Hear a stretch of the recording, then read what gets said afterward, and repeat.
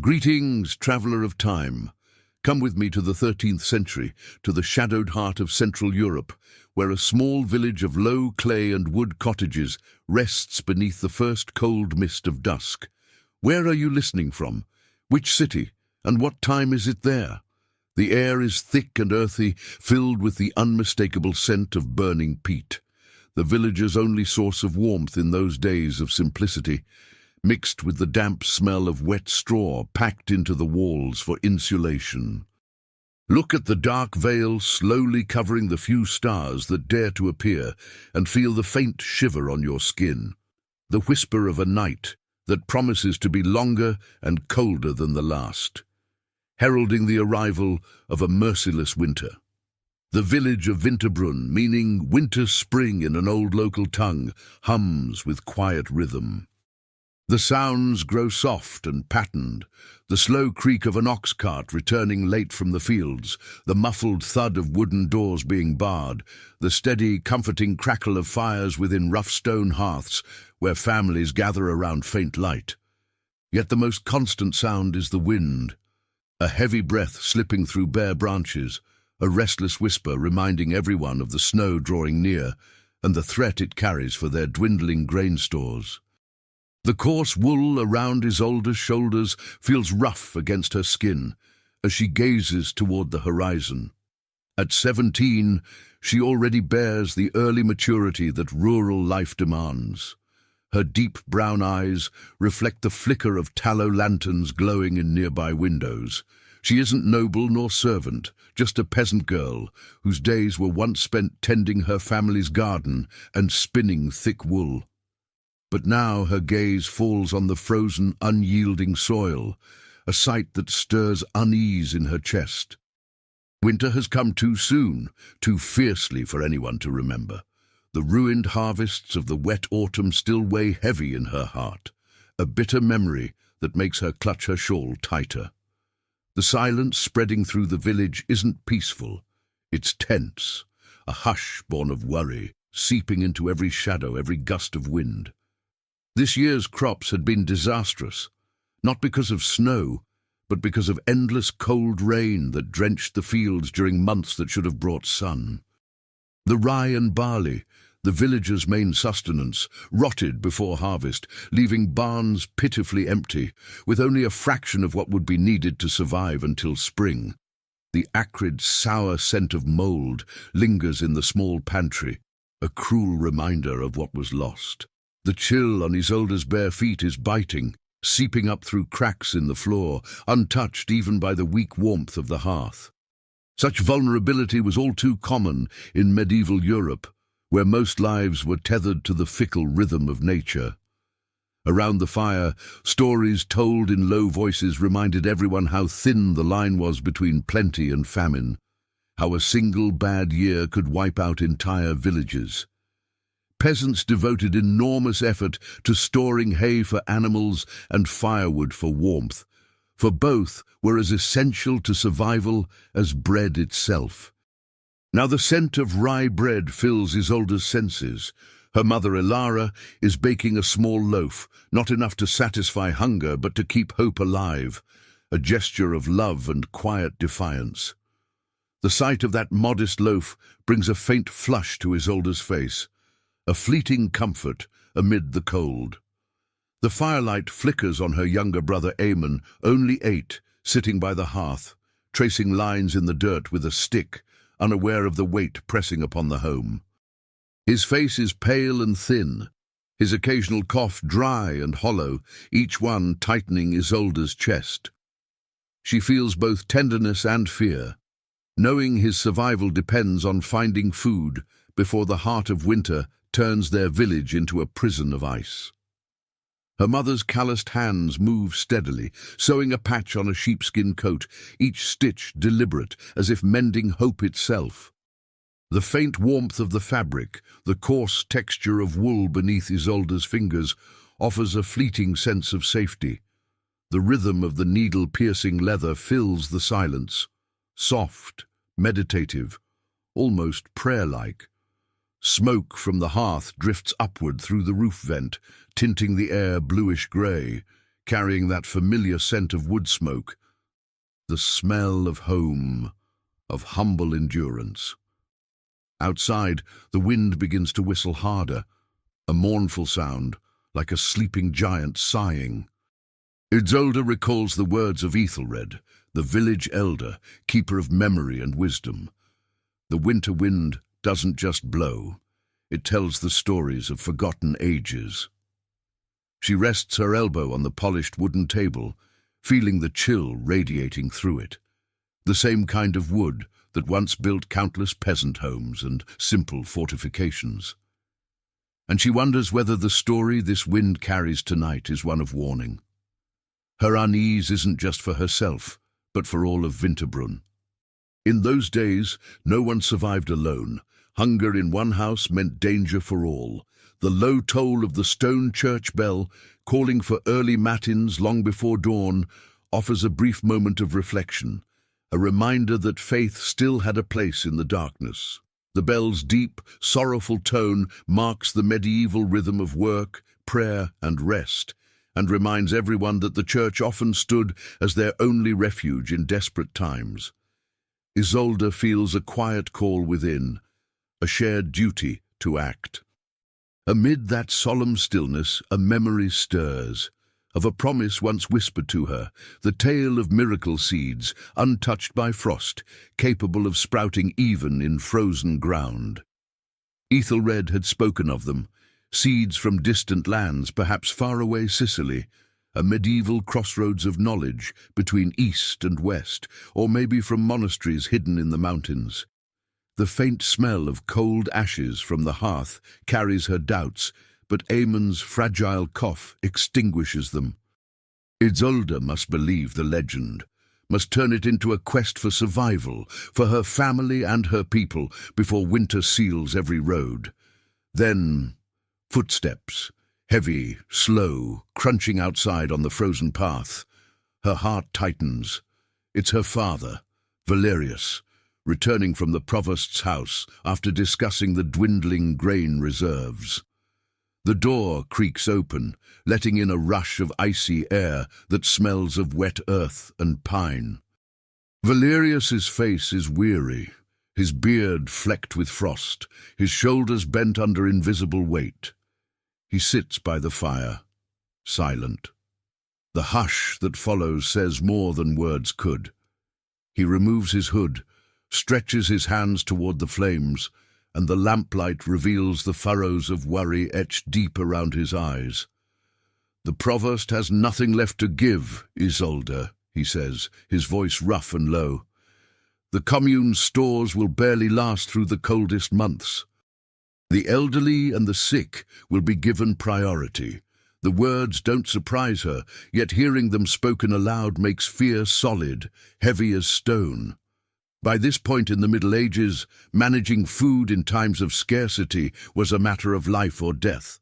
Decisions about who would eat often fell to local authorities or abbots, who controlled the safest granaries. Valerius mentions a nearby monastery that might still have reserves, but reaching it would mean crossing miles of snow-choked roads, a perilous journey. The wind outside howls louder, mocking their helplessness. And that's when something shifts in Isolde. Amid despair, a small flame of resolve sparks within her. She remembers the seeds again, not as myth, but as possibility. She places a hand on her father's shoulder, the fabric rough, his strength dulled by fatigue. Their eyes meet. In his, she sees hesitation and a faint glimmer of hope. "I'll go find the seeds, father," she says softly, her voice steady despite the tremor in her chest. Her father stares at her, surprised, then quietly resigned. The hiss of rainwater dripping into the hearth punctuates the silence, each sound like time slipping away. In those harsh centuries, it wasn't rare for the young, especially those without children, to face the dangers of long journeys. They were considered expendable, a cruel practicality of survival. From her corner, Ilara finally looks up. She sets aside her needlework and walks to a small, dark chest. Inside, wrapped in care, lies a folded piece of white linen, scented faintly of dried lavender. It once belonged to her own mother. She offers it to Isolde, part blessing, part farewell. The soft fabric in Isolde's hands carries the ghost of comfort, the calm scent of lavender mingling with the smoke and mold of their home. Then Aemon lifts his gaze. His small, tired smile seals Isolde's decision. His innocent trust becomes her compass. She moves quickly, wrapping herself in her thick wool cloak, tying a small bundle of hard bread and cheese to her waist. All her family can spare. Her hand closes around the cold wooden latch. The wind outside now howls like a distant choir. She looks back once, at her parents, at the fading glow of the fire, then steps out into the vast dark. The smell of wet charcoal and frozen soil fills her lungs. The walk through the sleeping village feels sacred, almost dreamlike. The few lights flickering behind shutters seem like fragile beacons of warmth. She hears the whisper of rushing streams, mountain water cold and fast, a liquid lament for what's to come. Even through her leather gloves, the cold bites to the bone. The sky above is a heavy mass of storm clouds, carrying the sharp scent of ozone, the breath of a coming snowstorm. Her goal is simple yet desperate: reach Ethelred, learn the truth, and with his help and Aemon's, if fate allows, set out before the first great blizzard buries Winterbrunn beneath silence. In the medieval world, salvation rarely came from heroes, only from courage born of necessity. The search for the frost-proof seeds isn't just a quest for food, but a quiet metaphor for hope itself, something to be planted in the frozen hearts of her people. Ahead, the horizon is pitch black, like the edge of the world, and still Isolde walks toward it, the lone spark of warmth against a winter that promises to be the harshest of all. The second day of their journey began in frozen stillness. The silence of the mountains was so deep it seemed to swallow every sound. Isolde, Ethelred, and little Aemon, now bundled in his small wooden sled, had climbed higher into a rocky region where vegetation gave way to sharp cliffs. The young peasant girl's senses caught the scent of wet stone and ice, a pure yet biting aroma that burned her nose with each breath. Above them, the sky finally opened to a pale grey blue, its weak light only emphasizing the vast emptiness around them. Ancient snow clinging to cracks in the rocks, cold and beautiful against the warmth of their purpose. The rough stone beneath Isolde's leather gloves felt endlessly cold, a quiet reminder of the mountain's power and permanence. They moved slowly but steadily, their muffled footsteps and the soft scrape of Aemon's sled the only sounds disturbing the mountain's majestic hush. Ethelred, surprisingly agile for his age, led them forward with calm determination, his eyes fixed on the horizon where he knew the hidden valley of the monastery lay. The cold gnawed at Isolde's bones, but the thought of the seeds of hope gave her a quiet strength that kept her climbing. Despite his fragility, Aemon showed a child's quiet resilience. His wide eyes followed a grey hawk circling high above, and when he pointed with a thin, pale finger, Isolde smiled, briefly but genuinely. That small spark of joy warmed her heart for a moment, a fragile reminder that life, even in its most vulnerable form, was still worth protecting and celebrating. The hawk's distant cry echoed across the valley, sharp and wild, the only voice bold enough to answer the silence of the peaks. The path grew treacherous as they began to descend into a narrow ravine where the wind howled with a piercing, whistling cry, like the lament of a lost soul. In the Middle Ages, such mountain passes were often marked by small wooden crosses or stone shrines, left by travelers seeking divine protection from nature's fury, and from the bandits who sometimes hid along those roads. Ethelred paused, pointing toward a shallow cave in the slope. It would serve as shelter from the biting wind. Isolde inhaled the cool air at its entrance, fresh, clean, tinged with the metallic scent of ice. Inside, the silence was deep, but mercifully still. The cold against Isolde's skin softened as the stone walls shielded them from the wind. Ethelred lit a small torch, and its flickering light revealed a raw kind of beauty, jagged icicles hanging from the ceiling like frozen candles. The rock felt dry and lifeless beneath her fingertips, but the faint warmth of the fire gave them a fragile sense of comfort. To soothe Aemon, the old man began telling a gentle story about a hermit who once lived among these mountains and learned to speak with the wind. His low, rhythmic voice wrapped the cave in calm. The tale stirred a soft curiosity in Isolde. She studied Ethelred's face, realizing how deeply faith and tradition shaped his wisdom.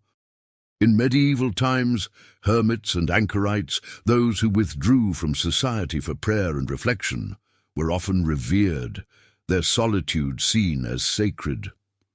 Through his quiet story, the old man reminded her that their journey was not only a physical one, but also a spiritual search, a quest for meaning woven into nature's endurance. When they emerged from the cave, the trail ahead was coated in a thin, glassy sheet of ice that shimmered under the pale daylight. It looked beautiful and dangerous.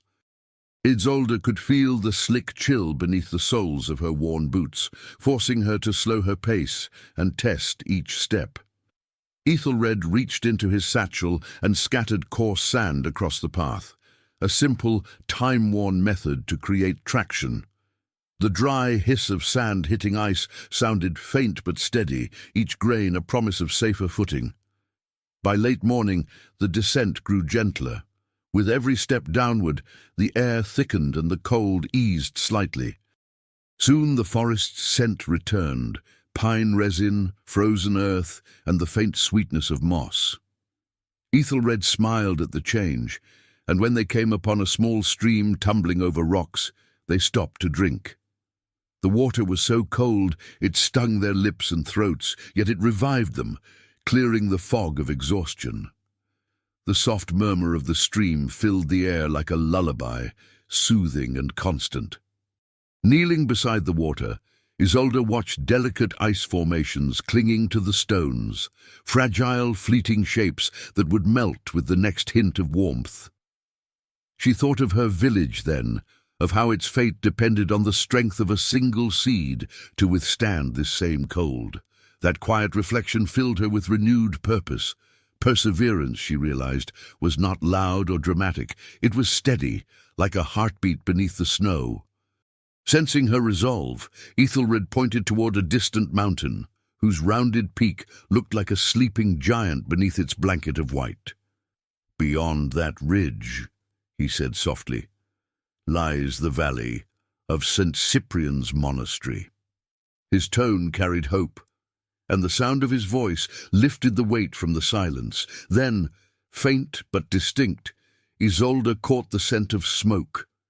Wood smoke, drifting from far ahead. Civilization, shelter, life. She lifted her gaze toward the mountain peak, her breath catching in the cold air. For the first time in days, the horizon seemed to promise something other than survival. It promised arrival. The descent carried them through the afternoon, and the rough ground demanded all of Isolde's attention. She focused on every shift of her body to keep her balance and ease Aemon's little sled along. The muscles in her legs began to protest, an old, familiar ache from hard work, but she willed her mind to ignore the fatigue. Ahead, Ethelred probed the trail with his staff, searching for hoof marks from mountain goats or faint game paths that might promise safer passage, an instinctive knowledge born of the mountain itself. Overhead, clouds thickened toward evening, washing the sky in leaden grey. Their pace quickened with the gathering gloom, the quiet urgency of finding safe shelter for the night pressing on them. Then Isolde caught it, the faint scent of something burned that wasn't wood, but charcoal. It didn't belong to the wild. Blended with the clean mountain air, it hinted at human settlement nearby, maybe closer than Ethelred had guessed. The sound of running water grew louder until they stood before a frozen waterfall, a breathtaking stillness where water had turned to a blue-green column of ice pouring over the rock face. As they neared it, the air turned sharply colder and damp, a chilling counterpoint to the heat of their effort. They made camp in a shallow recess near the base of the falls, where a thick bed of dry moss offered crude insulation from the frozen ground. In medieval times, travelers and shepherds often used moss and peat as natural bedding for warmth, humble materials with a talent for holding heat. With what remained of his torch, Ethelred coaxed a small fire to life.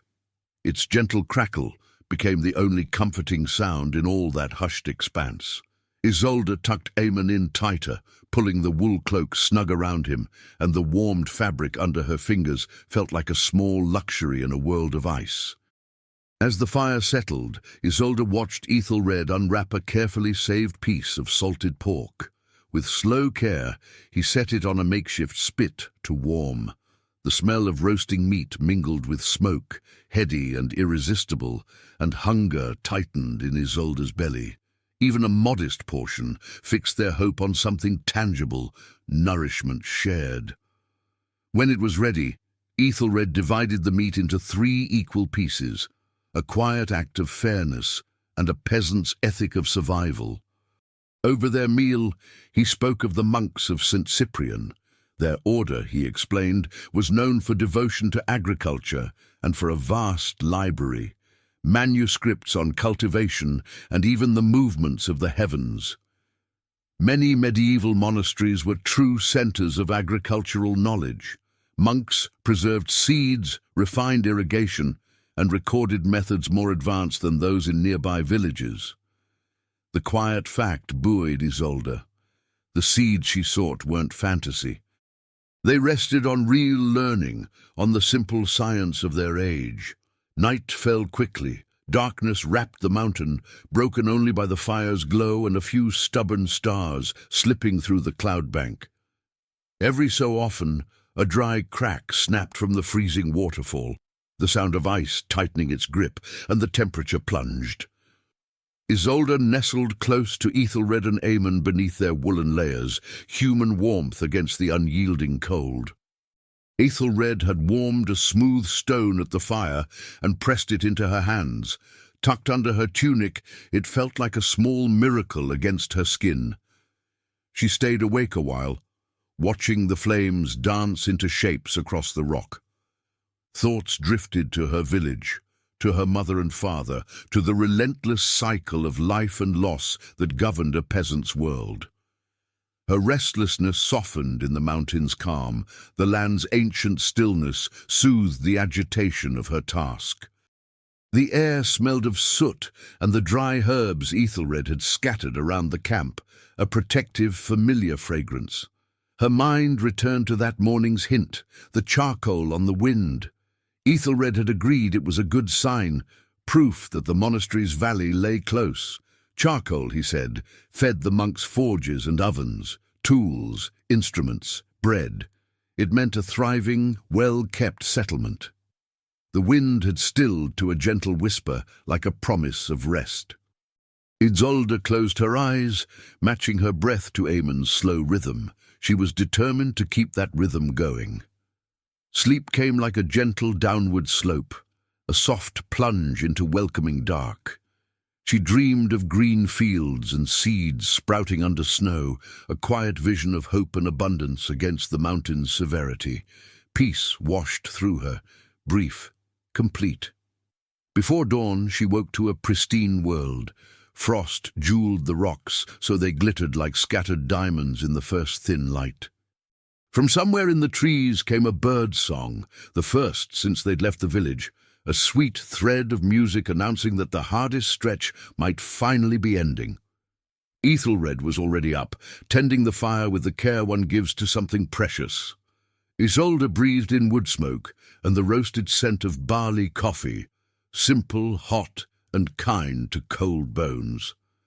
They ate a small, quiet breakfast, and the warm drink eased the bite of the morning air. Pointing to a narrow path winding downward, Ethelred said the monastery lay only a few hours ahead. Isolde felt her heart lift, steady, focused, expectant. The last descent proved mercifully gentle. The land opened to reveal a hidden valley cupped by the mountains, a winter haven.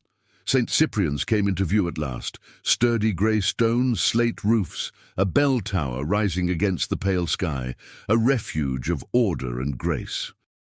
The church bell sounded the hour for lauds, deep and resonant, filling the valley like an invitation to peace. Incense and wood smoke hung sweetly in the air, a fragrance of devotion and daily life.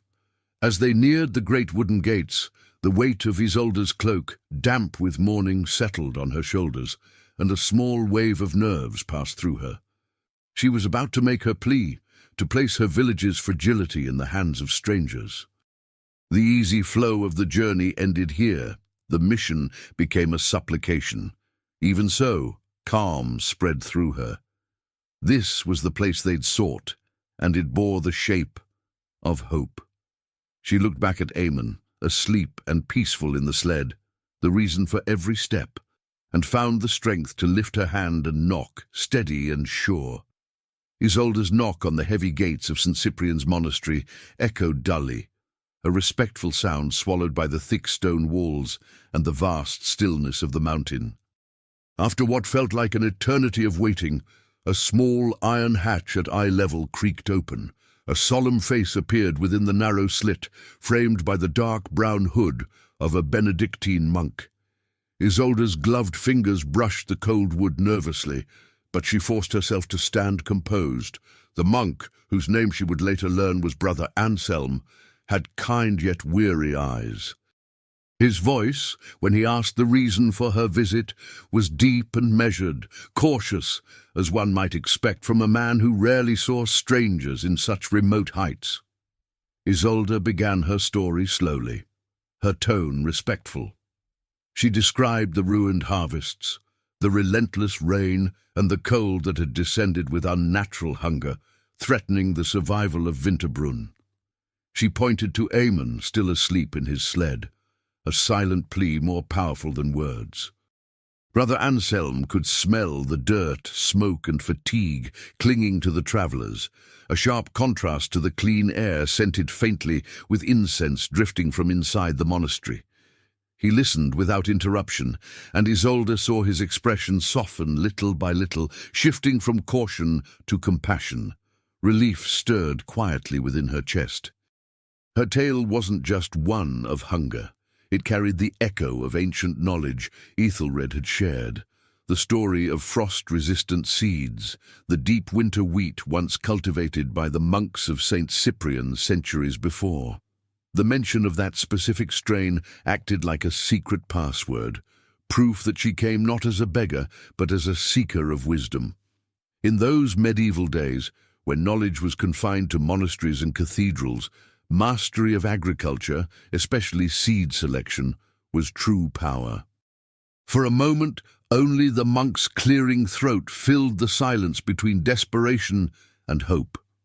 Brother Anselm finally unlatched the gate wide enough to admit them. He led them into an inner courtyard where silence reigned, broken only by the flutter of birds pecking at stray grains on the stone floor. Though the air was still cold, the sheltered space felt gentler than the open mountain.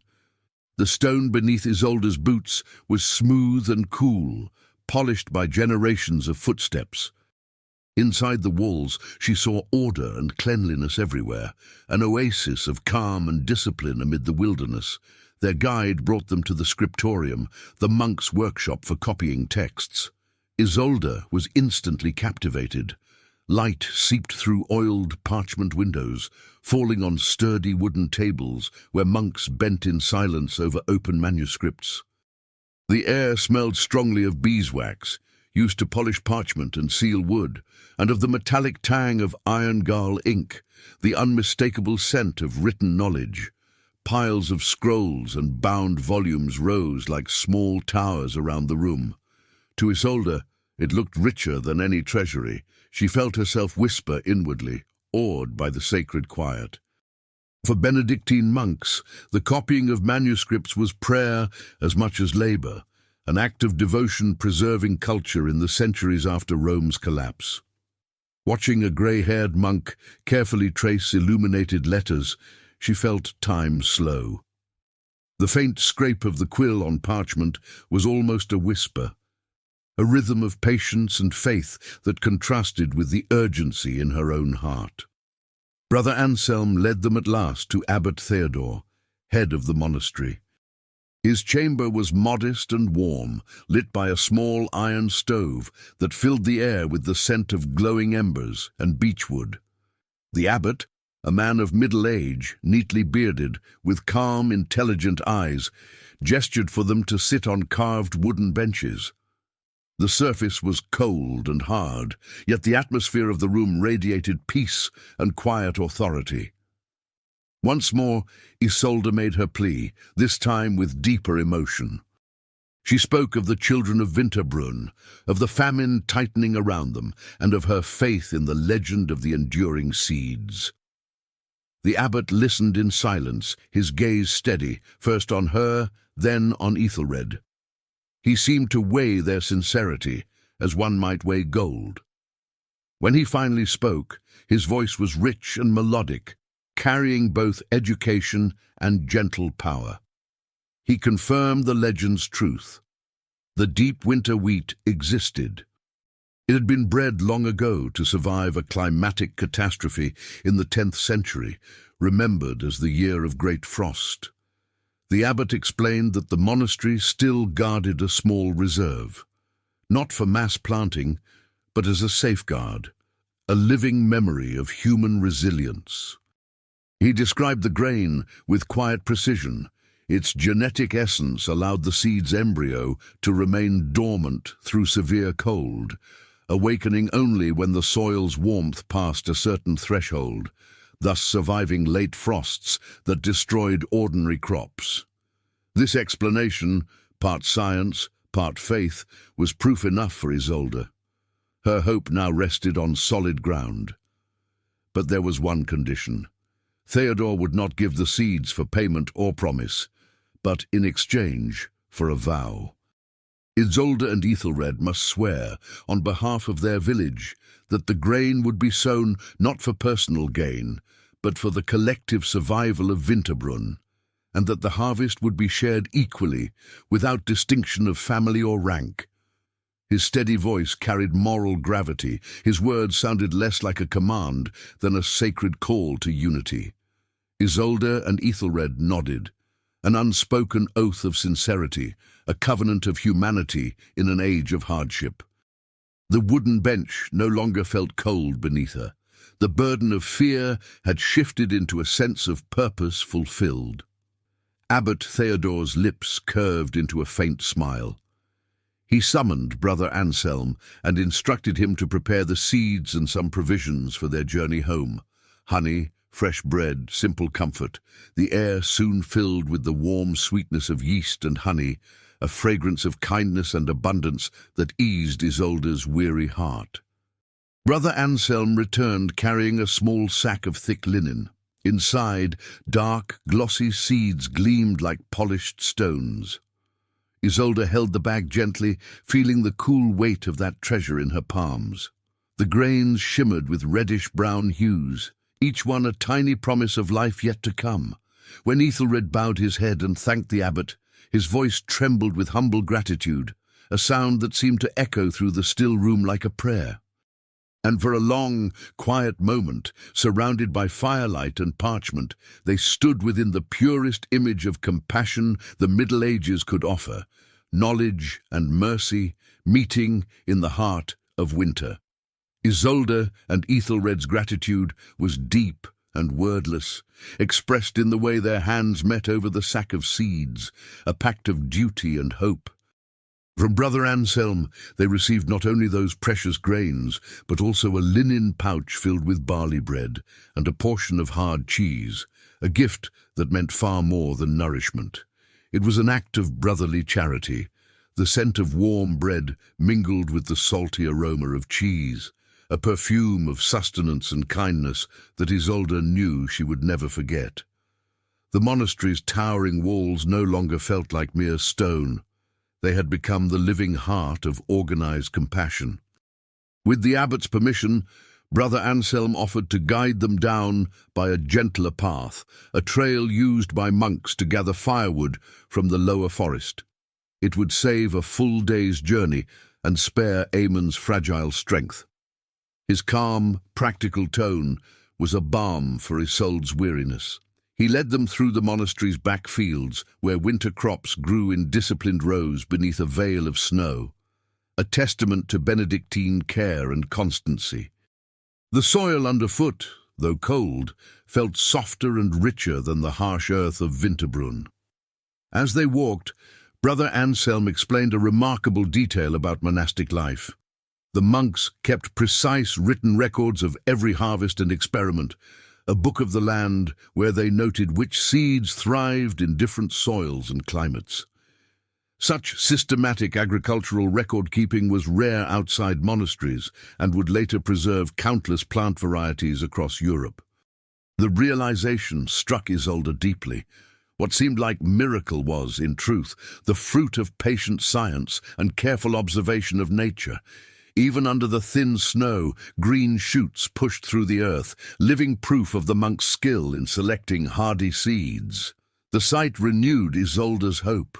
Her mission was no longer just about survival. It was about understanding how knowledge itself could defend life. In the distance, the steady rhythm of a hoe striking frozen soil echoed softly, a sound of work, of purpose. She touched the seeds resting inside her pouch. Their cold, smooth texture felt almost sacred. The return journey proved far less treacherous. Eamon's sled slid easily across the ground, now cleared of stones. At the edge of the forest, Brother Anselm stopped, raised a hand in blessing, and offered a final piece of wisdom. "Care for the earth as you care for your brother," he said gently.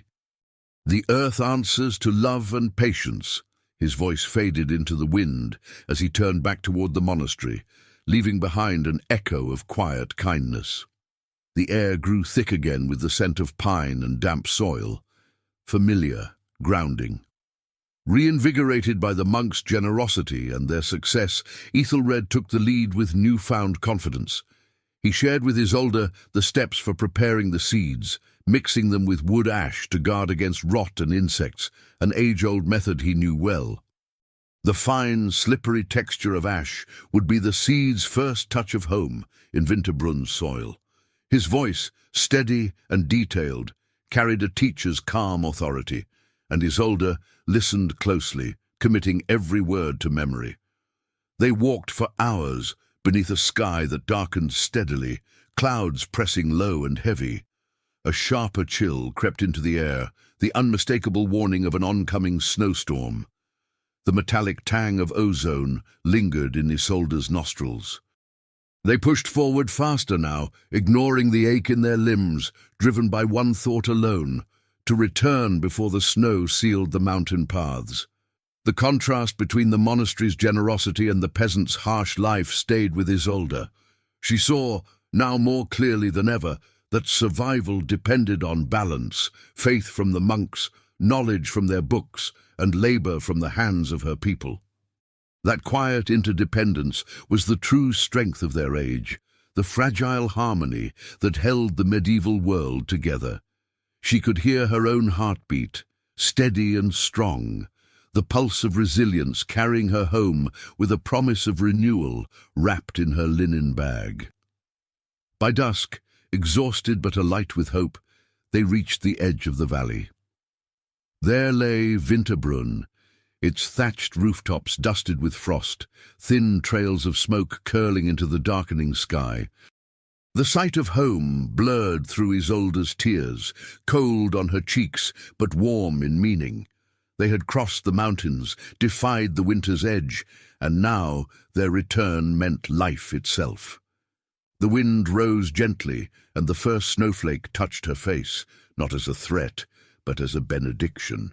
They had fulfilled their task, bringing back both seed and knowledge. The salvation of Winterbrunn was no longer a dream. It was sown and waiting, patient beneath the earth, for spring's gentle hand to awaken it. The return to Winterbrunn was a journey still in motion.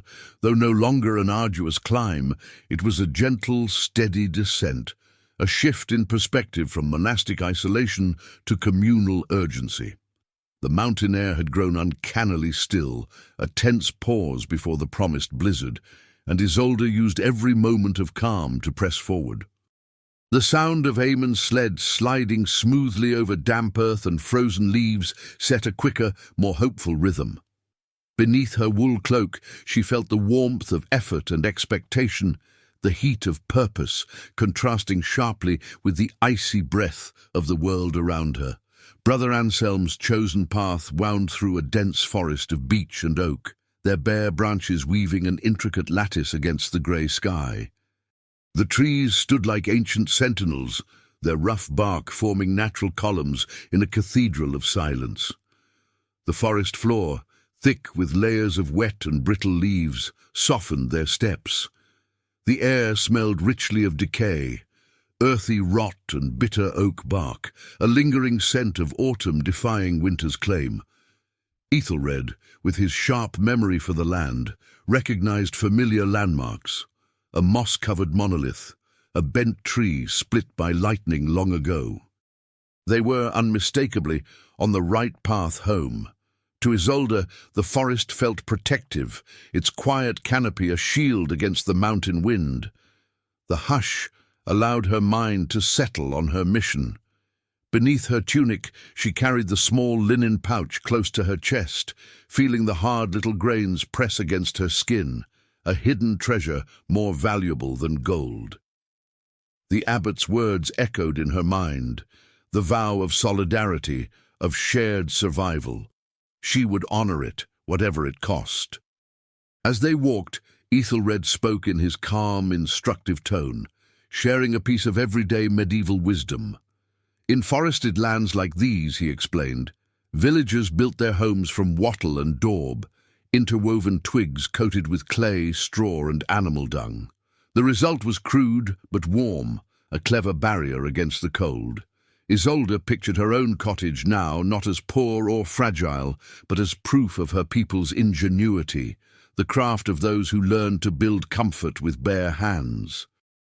The rhythm of Ethelred's voice felt like a continuation of the forest itself, steady, grounding, and kind. The shift in her surroundings brought clarity to Isolde's thoughts. She wasn't merely escaping hunger anymore, she was returning with the means to end it. She imagined the spring to come, ploughed earth, new shoots of deep winter wheat pushing through the thawing soil. The image filled her with calm strength. Her cheeks tingled with the pleasant sting of cold, and when Ethelred reached out to steady her through a muddy patch, she squeezed his hand in gratitude. Their shared silence carried more meaning than words. Mid-morning, Eamon stirred awake. His face, flushed and bright-eyed, was the sweetest sight Isolde had seen in days. She broke off a piece of the monastery's barley bread, drizzled with honey, and handed it to him. The air filled with its gentle sweetness, warm, comforting, alive. Eamon's small chewing sounds felt like a song of life returning. The trail opened briefly into a clearing, where pale light reached the ground. Deer and boar tracks crisscrossed the thin crust of snow. Central Europe in those days was still rich with forests and wild game. Hunting was a lifeline for peasants, though often forbidden by noble law. The sight reminded Isolde of humanity's fragile place in nature, and how vital it was to reach shelter before winter fully claimed the land. At noon, they paused beside a rushing stream. Isolde cupped her hands in the icy water and splashed her face. The shock was bracing, a sudden renewal. The water's voice, soft, insistent, seemed to urge them onward. Ethelred studied the muted sun through the clouds and quickened their pace. They needed to cross the last line of hills before dark, before the storm arrived. Then came a new scent on the wind, fresh-cut wood and the metallic tang of forge smoke. Civilization. Perhaps a small settlement nearby. The thought alone steadied them, but they didn't stop. Following Ethelred's caution, they bypassed the village quietly. The seeds were too precious to risk a stranger's curiosity. Isolde's pulse quickened. Urgency had its own kind of warmth. All along the way, the contrast weighed in her heart. The peace she had left behind at the monastery and the harsh reality awaiting her in Winterbrunn. She had departed as a frightened peasant girl. Now she returned as a bearer of salvation. The sack of seeds, though light, seemed to hold the weight of every soul in her village. Her breathing grew deep and rhythmic, the sound of a woman who had found her strength through struggle. Sensing her fatigue, Ethelred began to sing, a low, steady planting song once used in Winterbrunn's fields to keep the workers' rhythm. His voice rose and fell like the earth's own heartbeat. The melody spoke of patience buried beneath the soil, of faith in the unseen. Eamon giggled at the tune, his laughter clear and bright against the cold. Isolde lifted him in her arms for a moment, pressing him close. She could smell his hair, sweet with honey and bread, and it reminded her why every step mattered. They crested the final hill, and the world opened. The forest gave way to open moorland, dry grass bending beneath the wind. There it was, Winterbrunn, a scatter of clay and timber cottages huddled in the valley below. Smoke curled from chimneys, thin and wavering. The distant toll of the church bell reached their ears, soft, beckoning, like a heartbeat calling them home. When Isolde's boots met the familiar soil, she felt its rough texture through the soles. A grounding, sacred contact. The smell of peat smoke was thick and sweet in the air. Home. Yet the temperature was dropping fast, and without the forest shelter, the wind sliced through their cloaks. The horizon darkened. Snow was coming. In medieval times, the arrival of a severe winter could trigger the great famine cycle, years when hunger claimed whole regions. Isolde knew their survival now depended not just on endurance, but on speed. They needed to prepare the soil before it froze solid. The wind howled louder, a warning, a clock running out. The peace of St. Cyprian was behind her. Urgency ruled again. Ethelred lifted his face to the sky and shouted, "Come on, girl! The snow's upon us!" His voice cut through the wind, sharp and commanding. Isolde answered with action, pulling the sled with all her strength, her hands gripping the fabric until her knuckles burned. Then she saw them, large wet flakes swirling down from the grey heavens. The first snow. Eamon reached out to catch one, laughing in wonder. To him it was beauty, not danger. That innocent joy carried Isolde through the final stretch. At last, the outline of the village took shape. Figures emerged from the haze. Valerius and Ilara, waiting anxiously near the gate, their faces drawn with fear. When they saw her, the tension broke. Relief, disbelief, gratitude, all mingled in the tears that froze on their cheeks. Ilara's silent sob as she embraced her daughter was the most human sound in the world. Isolde breathed in the scent of her mother's cloak, smoke, straw, warmth, home itself. She placed the sack of seeds into Valerius's hands. No words were needed.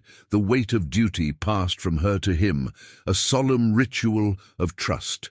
Around them, villagers gathered, whispering, watching. Hope, fragile but real, rippled through the crowd. The fight against hunger was far from over, but now they held its remedy, the promise of renewal. Ethelred, weary but triumphant, was helped to his cabin to rest, while Isolde tended to Eamon by the fire. The snow outside thickened, soft and wild, but she no longer feared it. They were safe. Hope had come home with them. That night, the village lay sealed beneath its white cocoon, yet not defeated. The storm's voice outside sounded less like menace now, more like protection, a pause granted by nature to plan and rebuild. The fire's warmth filled their little hut, a tender counterpoint to the cold world beyond. Isolde sat in the hush of evening, her thoughts drifting. The true wealth of their age, she realized, was never in the castles of lords, but in the resilience of peasants, the wisdom of elders, and the compassion of monks.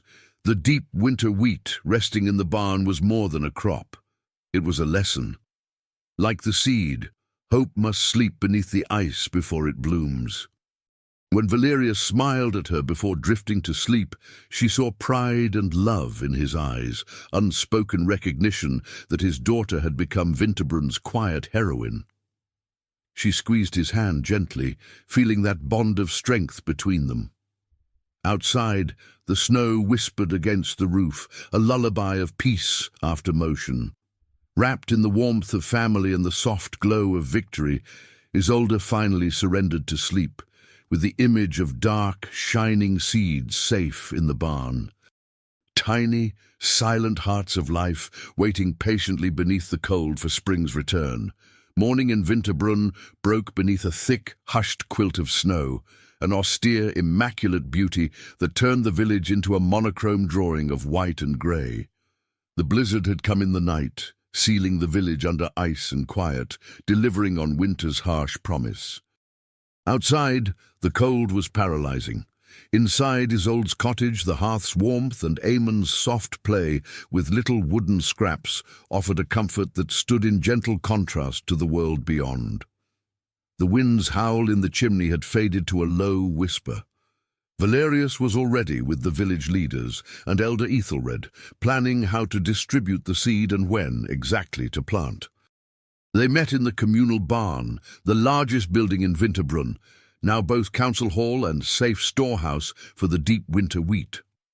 From that direction came the strong scent of peat smoke and sweat, the smell of work and shared effort. Snow piling against Isolde's windows reminded her of their isolation, but her thoughts were already moving toward the spring. There was a palpable tension between nature's stillness and the villagers' busy minds. Though bodies moved less in the cold, cooperation and planning were in full swing. Ethelred explained the monastic method, mixing seed with wood ash, cutting deep furrows to shield the sprouts from late frost, details that meant the difference between famine and survival. His calm, steady voice beat like a drum of instruction and shared knowledge. Isolde joined them at the barn. The sight of the opened sack of seed spread on linen felt like beholding a simple, sacred treasure. When Valerius passed some into her palm, the smooth, cool grains pressed a quiet certainty into her skin. The future was tangible now. She spoke of Abbot Theodore's vow, that the harvest must be shared by all, and asked the village to renew that promise together. Murmurs of agreement rose and fell around her, the sound of individual fear yielding to a communal pact. In the medieval world, mutual aid was a lifeline, often strengthened by church teaching and village custom.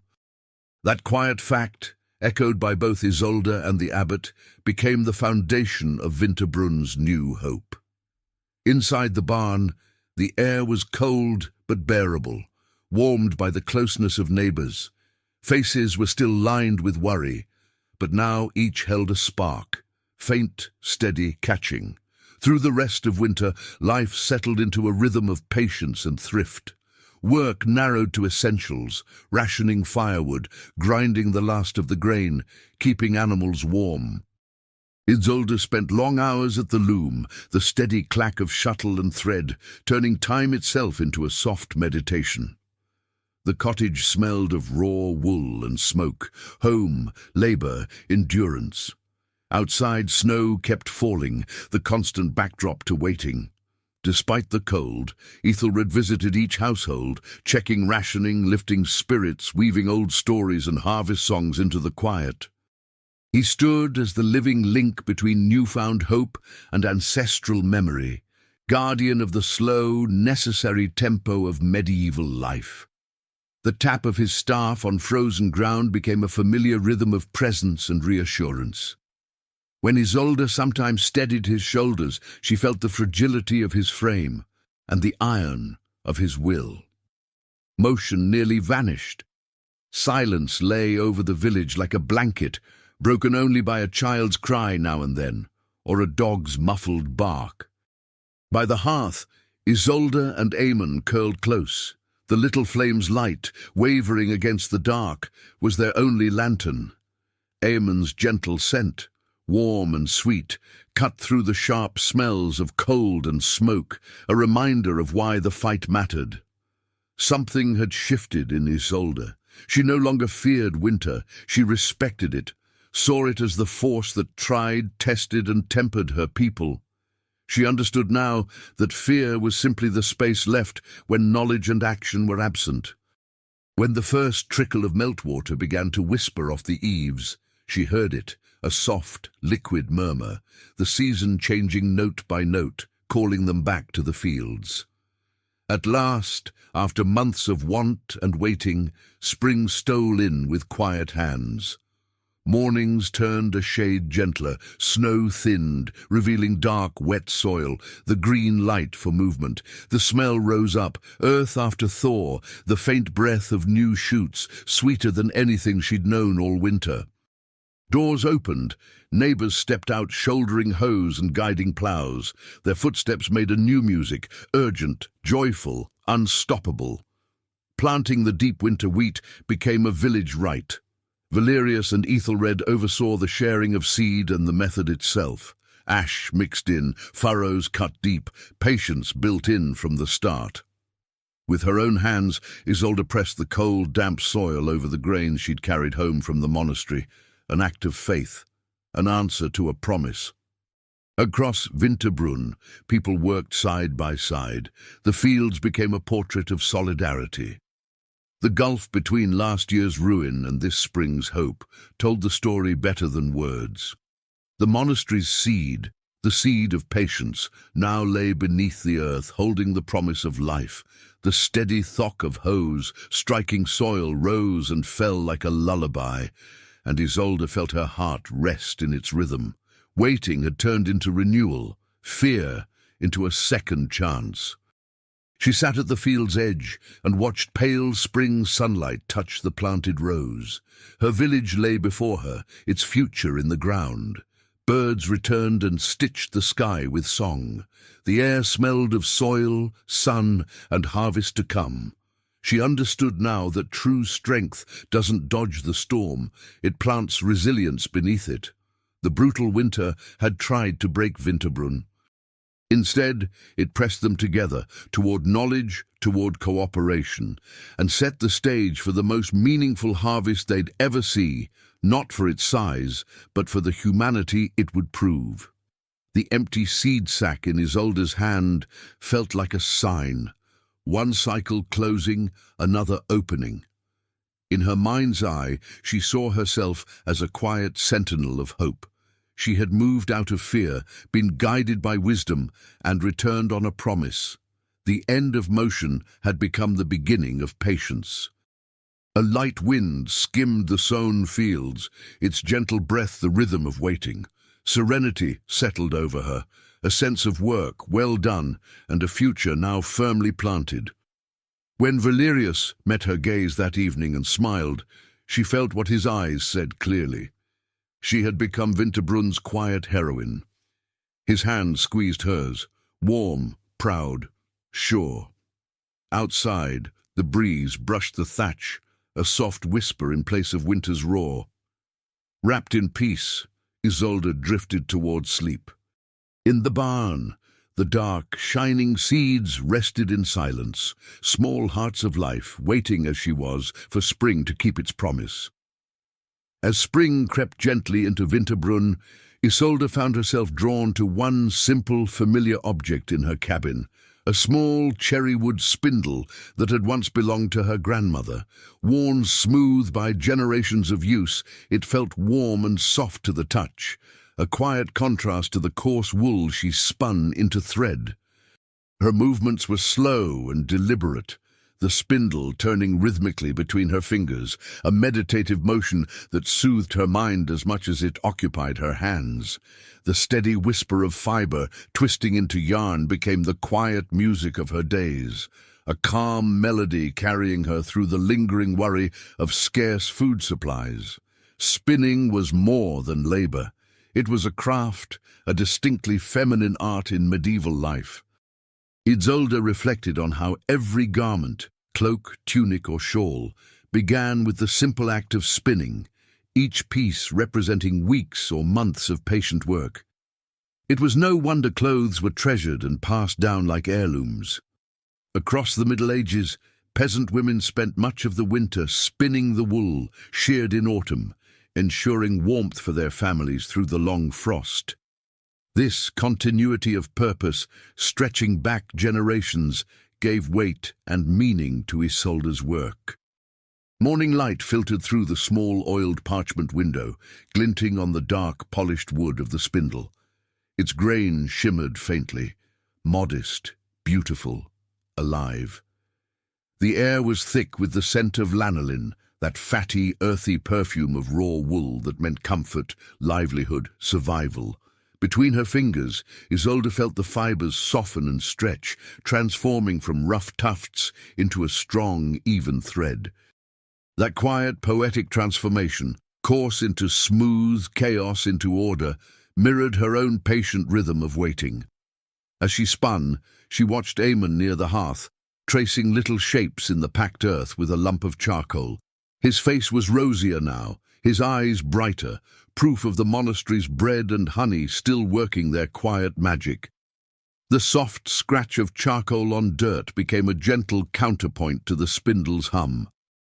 The harsh memories of hunger and cold seemed to blur into something distant and bearable. Turning the spindle gave Isolde a new way of measuring time.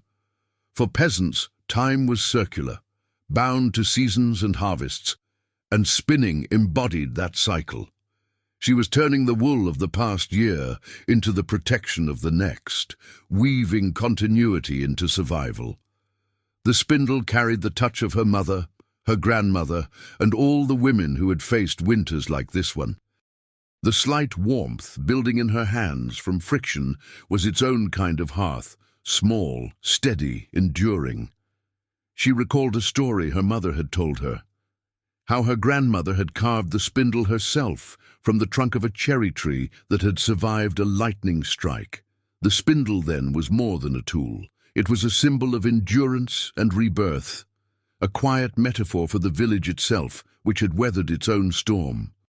When Isolde brought it close to her face, she could still smell faint traces of wood and ash, the scent of history and home. Watching the fibers twist together into a single strand felt like watching her people unite after hardship. Her slow, focused movements became a form of prayer. As the spindle turned, her thoughts emptied of fear and filled with stillness. Every length of yarn she made was a quiet act of preparation, a promise against whatever next winter might bring. The low hum of the spindle was the sound of perseverance, the rhythm of a life rebuilt by steady hands. In that soft cocoon of sound and warmth, Isolde felt deeply connected to everything around her: the spindle, the wool, the flicker of the fire, the sigh of wind outside, and her brother's small laughter. Her journey to the mountains had taught her the power of knowledge and cooperation. The spindle was teaching her patience and devotion. As she watched the thread grow, delicate, strong, and endlessly unwinding, she saw her own resilience taking form, spun from endurance, hope, and quiet strength.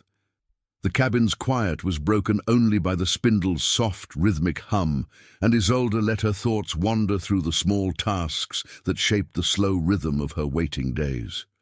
She remembered Abbot Theodore's descriptions of the scriptorium, that hall of silence and focus, and realized that her spinning was its humble twin. Her spindle was her scriptorium, a place of quiet order, where she wove survival instead of scripture. The faint memory of beeswax from the monastery, used to polish parchment and wood, now mingled with the scent of wool and smoke, a subtle harmony between the wisdom of monks and the wisdom of women. The light filtering through the small window carved slow-moving shadows across the packed earth floor. The weak spring sun felt precious, a soft promise that the land was stirring again beneath its frost. Isolde's fingers followed the thread forming between them, feeling each twist with care, thinking of the fragile yet steadfast deep winter wheat now sleeping under the damp soil. Each tiny seed, small and hard, carried the promise of renewal, just as her spindle held the promise of warmth, a meditation in motion. Her grandmother's story about the cherry tree, struck by lightning, returned to her with new weight. That tree had survived its storm, and the spindle carved from its trunk had endured through generations, a perfect emblem of Winterbrun's own endurance. A quiet warmth bloomed in Isolde's chest, the comforting heat of belonging and continuity, reinforced with every turn of the spindle. From behind her came Eamon's soft cough, lighter now, fading with each day, a small, steady rhythm of recovery and hope. Her slow, methodical movement carried her into deep focus. Ethelred's lessons about seed care echoed in her memory, the mixing of ash to guard against rot, and she felt the kinship between the field and her wool. Both required patience, cleaning, preparation. Both turned the rough into the strong. The mingled smells of ash and wool in her memory became the scent of protection itself. When she paused to glance outside, the clouds drifted slowly across the sky, reminding her of nature's own pace, deliberate, unhurried, eternal. Patience, she thought, was not a virtue for the pious alone, but a necessity for the poor. In the medieval world, time itself belonged to the soil. Crops ripened once a year, and every act between planting and harvest demanded waiting. Spinning, she realized, was her own quiet act of faith in time. On one of his visits, Ethelred had stopped to watch her spin. "That thread of yours," he'd said with a raspy smile, "isn't just for clothing, it ties the days together." His words settled into her heart like a benediction. The rough, cool earth beneath her feet felt grounding, the true foundation of her world, the same soil that now guarded Winterbrun's salvation. She felt utterly connected to her land, her labor, and her fate. The contrast between her former hunger-driven restlessness and the peace of the spindle's motion was striking. She had journeyed to find something tangible, the seeds, but returned with something deeper. Calm, purpose, belonging. The pale thread winding onto the cherrywood spindle gleamed like her own spirit, cleansed and strengthened by trial. From the corner of the room came the smell of fresh milk her mother had just poured, a scent of life and sustenance that replaced the memory of winter's emptiness. She knew the community now stood bound by the promise she had made to the abbot, that the harvest would be shared by all. Each turn of the spindle symbolized that pact, every strand a bond of solidarity. Her breathing matched the rhythm of the spinning, a quiet harmony of motion and peace. Even the faint spring sunlight filtering through the oiled parchment warmed her cheek like a benediction. Her gaze lingered on the spindle itself, the tiny imperfections in the wood, each one a story of time and touch. She no longer saw herself as a frightened girl, but as a silent guardian of her people's continuity. She had brought back the seed of hope. Now she was weaving the fabric of protection. When she looked at Eamon's smile, clear, innocent, whole, it felt like seeing the harvest before it came. The poetry of her spinning ended in a sense of perfect belonging. She was one with the rhythm of her land and her people. The spindle was her anchor, her center of calm. Its song was the sound of patience itself, the sound of life unfolding slowly beneath the waiting earth. Winterbrunn had changed, not through wealth, but through unity, wisdom, and quiet faith. The harsh winter had tested them. The cherrywood spindle and the monastery's seeds had saved them. Isolde smiled, feeling the soft wool slide between her fingers, and when she looked out at the tender green rising in the fields, peace filled her heart. Her eyes drifted to the clay jar on the floor, a small portion of rye flour inside. Its dry, faint scent carried both gratitude and warning, a reminder of hunger past and of vigilance still needed. That contrast between scarcity and promise framed her quiet purpose. The spindle kept turning, a small engine of persistence. Around her, the simple cabin, with its worn tools and straw-covered floor, felt like a sanctuary of essential life, stripped of everything but meaning. Her slow, steady breathing merged with the spindle's whisper, a lullaby of calm that rocked Eamon to sleep. The straw under her feet scratched lightly, a familiar, comforting roughness, and the hearth's warmth pressed gently against her back while the chill slipped in through the cracks. Serenity, she realized, wasn't the absence of hardship, but its acceptance with purpose. The spindle's image was the embodiment of perseverance in motion, transforming the raw into the useful, the potential into the real. In its quiet revolution, Isolde saw herself, turning fear into faith, crisis into strength. The thread of hope for the next harvest was the finest she spun. Her thoughts drifted in silence, their rhythm soft and slow, until at last they faded into sleep, a light, deserved rest wrapped in an unshakable sense of belonging. Time moved gently, and with it the story widened, linking Isolde's quiet rhythm to the collective pulse of Winterbrunn. The harsh cold gave way to a late but vigorous spring, and the valley was alive with motion, a choreography of cooperation. Villagers worked side by side in the freshly sown fields, their shared promise to Abbot Theodore echoing in every swing of the hoe.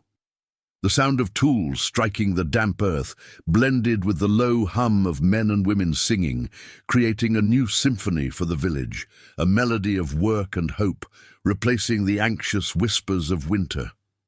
Valerius and Ethelred oversaw the planting, ensuring that the deep winter wheat was distributed and sown according to both monastic instruction and ancestral wisdom. Isolde felt the soil under her hands, soft now, fragrant with sweetness and renewal, such a vivid contrast to the stale scent of ash and mould that had filled the long months before. She could see the new order taking root, a kind of harmony born from hardship, as Winterbrunn learned to move as one. In the fields, distinctions between families blurred. Each furrow, each patch of land was tended not for ownership, but survival. The open field system, where plots were shared and divided into long communal strips, mirrored the real-life customs of many medieval villages. Crisis had not invented cooperation, it had simply reawakened it. The sight of the villagers laboring in unison was an image of equality and mutual trust, the truest wealth they could possess. Eamon played nearby as Isolde worked to break the clods of earth, her hands and shoulders finding a familiar rhythm. She remembered the spindle's calm pace and carried it into her movements now, each gesture deliberate, patient.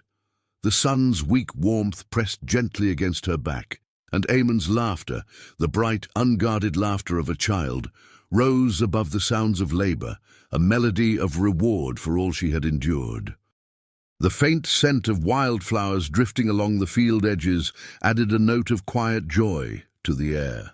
Her thoughts often wandered back to St. Cyprian Abbey, to the monks, to Abbot Theodore and Brother Anselm, and the bridge between sacred knowledge and earthly survival. She understood now that the monastery's charity had been more than kindness. It was practical wisdom in action. The salvation of Winterbrunn stood as living proof of centuries of patient study and care. The contrast between cloistered devotion and peasant endurance no longer seemed like division, but harmony, each sustaining the other. A new village tale began to spread. The story of Thomas, a once doubtful young man who had refused to share his bread at the height of the famine. Now Thomas worked harder than anyone, humbled and grateful, planting the very seed that would save him. When Ethelred heard his soft-spoken apology, he simply nodded, and the sound of Thomas's voice, rough and sincere, became the rhythm of reconciliation. Watching Thomas and Isolde pull the heavy plough together was like seeing the heart of the village mended. Ethelred remained the calm centre of it all. His presence carried quiet authority, and his lessons shaped the next generation. He taught the youths about fallow cycles, the practice of resting a portion of the land each year to restore its strength, and about the three-field rotation that was spreading through medieval Europe, a technique that would change the balance of hunger and plenty. His weathered hands gripping the hoe, his voice firm and patient, embodied the wisdom that sustained them more surely than bread. Isolde breathed in deeply, the mingled scents of soil, sweat, horse, and dung. It was the fragrance of labor and life, of humble prosperity in the making. Overhead, the sky deepened into a clear, vivid blue, and clouds drifted swiftly eastward, carrying the promise of gentle rain. The distant whinny of plough horses rolled like a heartbeat through the valley, a sound of exertion, endurance, and belonging. Faith, too, had been renewed. After the trial, prayer became an instinct, every seed pressed into the ground, a whispered plea for blessing. In Winterbrunn, faith was never separate from the field. It was the hope that God would meet them halfway. Isolde thought often of Abbot Theodor's calm eyes, the quiet conviction that his science and his faith were one. That same humility filled her heart now, a reverence not only for heaven, but for the fertile mystery beneath her feet. As the planting went on, Isolde saw each buried seed as a tiny covenant. If the harvest came, it would not belong to any single house, but to the village entire. The earth itself had become their bond. The image of men and women side by side beneath the pale sun was the portrait of strength and grace, a community reborn through hardship, united by shared hands and shared hope. The long winter had broken them open, but what emerged was something deeper than survival. It was wisdom in motion, faith made visible, life renewed in the rhythm of the soil. Hope in Winterbrunn no longer lived only in the planting of the deep winter wheat. It blossomed in the first tender shoots that pierced the soil, fragile and bright. That sight carried a weight of emotion Isolde could hardly contain. To touch that new green, soft yet strong, was to touch renewal itself, a silent miracle made possible by monastic science and peasant labor. The scent of damp earth and young rye filled the valley, a perfume of salvation, announcing victory over the cruelest winter they had ever known. From the small stone church came the low murmur of prayers, no longer desperate, but grateful, fervent, and alive. The crisis had deepened the villagers' faith, reminding them of their fragility and the power of divine mercy, which they saw reflected in the monks' generosity and in the endurance of the seeds. The spring sun warmed Isolde's face with a gentle healing heat, a balm after so much cold, a comfort hard-earned and fully deserved. Work had become communion. The women gathered to weave with the wool Isolde had spun, their looms beating in harmony, steady as heartbeats. The rhythm of weaving was now the rhythm of unity, and the solitude that had once defined Isolde's journey dissolved into shared creation. Her private search for hope had turned into collective prosperity. Ethelred, keeper of ancestral wisdom, began teaching the children the signs of the seasons, the movement of clouds, the behavior of birds, the silence before rain. In a world without science, medieval peasants had learned to read the sky as their calendar, the fields as their book of time. His teachings were the widening of knowledge, the passing of hard-won wisdom to the next generation. The village's economy began to breathe again. With a promising harvest ahead, Winterbrunn would not only survive but trade. Salt, iron, tools, things long scarce. In her mind, Isolde pictured a bustling fair, voices bartering, laughter rising, the hum of life that winter had silenced. Pride bloomed quietly within her, not pride of vanity, but of endurance. She spent her afternoons in the fields, watching the wheat grow. The neat rows of green soothed her like prayer. She touched the earth, imagining the wheat's roots delving deep, defying the chill, a living mirror of her own resilience. The air carried the sweet, clean scent of spring rain nourishing the soil, a fragrance of abundance and peace. True to their vow, the villagers shared what little they had left. Every loaf was divided evenly, every meal eaten together. The sound of bread breaking, of laughter and gratitude replacing hunger, was the music of renewed trust. The old suspicion born from famine had been replaced by a calm certainty that no one would face want alone again. Valerius, Isolde's father, began planning a larger granary, a place to hold the surplus their new wheat would bring. The sharp ring of hammers and chisels echoed through the valley, each blow laying a stone, not just for storage, but for the future itself. The cold, rough feel of the stone under Isolde's hands was the touch of security made real. She often thought of the irony. The harshest winter had sown the seeds of their greatest strength. The trial had pushed them beyond the borders of fear and isolation, teaching them the value of shared knowledge and courage. Gratitude filled her heart, not for the suffering, but for what it had awakened. As spring ripened, Isolde and Aemon often sat together on the soft earth, watching the wind sweep gently across the fields. The rustle of young wheat whispered like a lullaby of peace. The scent of new life hung in the air, and the sight of the thriving village, once broken, now whole, was pure serenity. Their story, the tale of Isolde and the seeds of hope, became a fireside legend in Winterbrunn, told through generations as a lesson in courage, wisdom, and cooperation. The winter had passed, but its legacy of unity endured, a quiet monument to resilience. The warmth of the sun was the comfort of the present. The growing fields were the promise of the future. The feel of wheat shoots between her fingers was the touch of living hope, a vow that hunger would never rule them again. Children's laughter drifted through the meadows, bright and unstoppable, the rhythm of life reborn. Above, the sky stretched vast and blue, open like a blessing, inviting the next season of abundance. The air carried the purity of mountain wind and the richness of the earth, mingled into one fragrance of renewal. Isolde saw herself as part of something larger, a single thread binding the past, present, and future of her people. The widening was complete. The village, united and safe, waited for the harvest that would stand as proof of their triumph over adversity. Serenity filled that moment like a deep sigh after fear. The deep winter wheat grew strong and silent, the perfect metaphor for the peasant soul. Rooted, patient, enduring. The church bell rang the Angelus, its tones steady with gratitude and faith unbroken. Isolde closed her eyes, feeling the soft wind caress her face, nature's gentle hand.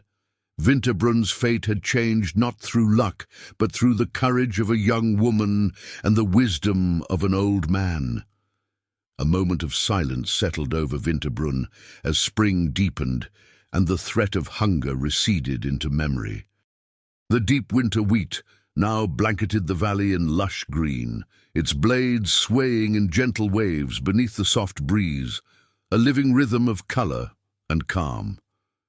From her wooden bench outside the cabin, Isolde sat bathed in the warmth of steady sunlight, her skin and spirit finally thawing after the long confinement. The air carried the hum of life restored, the droning of bees returning to the wildflowers, the steady pulse of the earth awakening once more. The scent of pollen mixed with the dry sweetness of sun-warmed soil, a perfume of prosperity that seemed to bless every breath. Isolde watched Aemon chase butterflies through the fields, his laughter light and unrestrained. His joy was an invitation to slow down, to savor the peace that had once felt so distant. Her thoughts wandered toward the quiet beauty of daily life, how even the clothing of the villagers told stories of renewal. With the warmth, wool and fur had been replaced by lighter linen tunics and loose braize.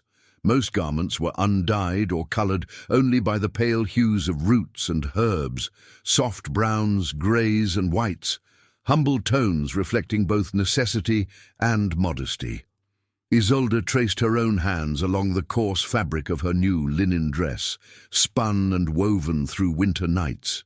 The cloth felt rough but alive, proof of patience turned into purpose.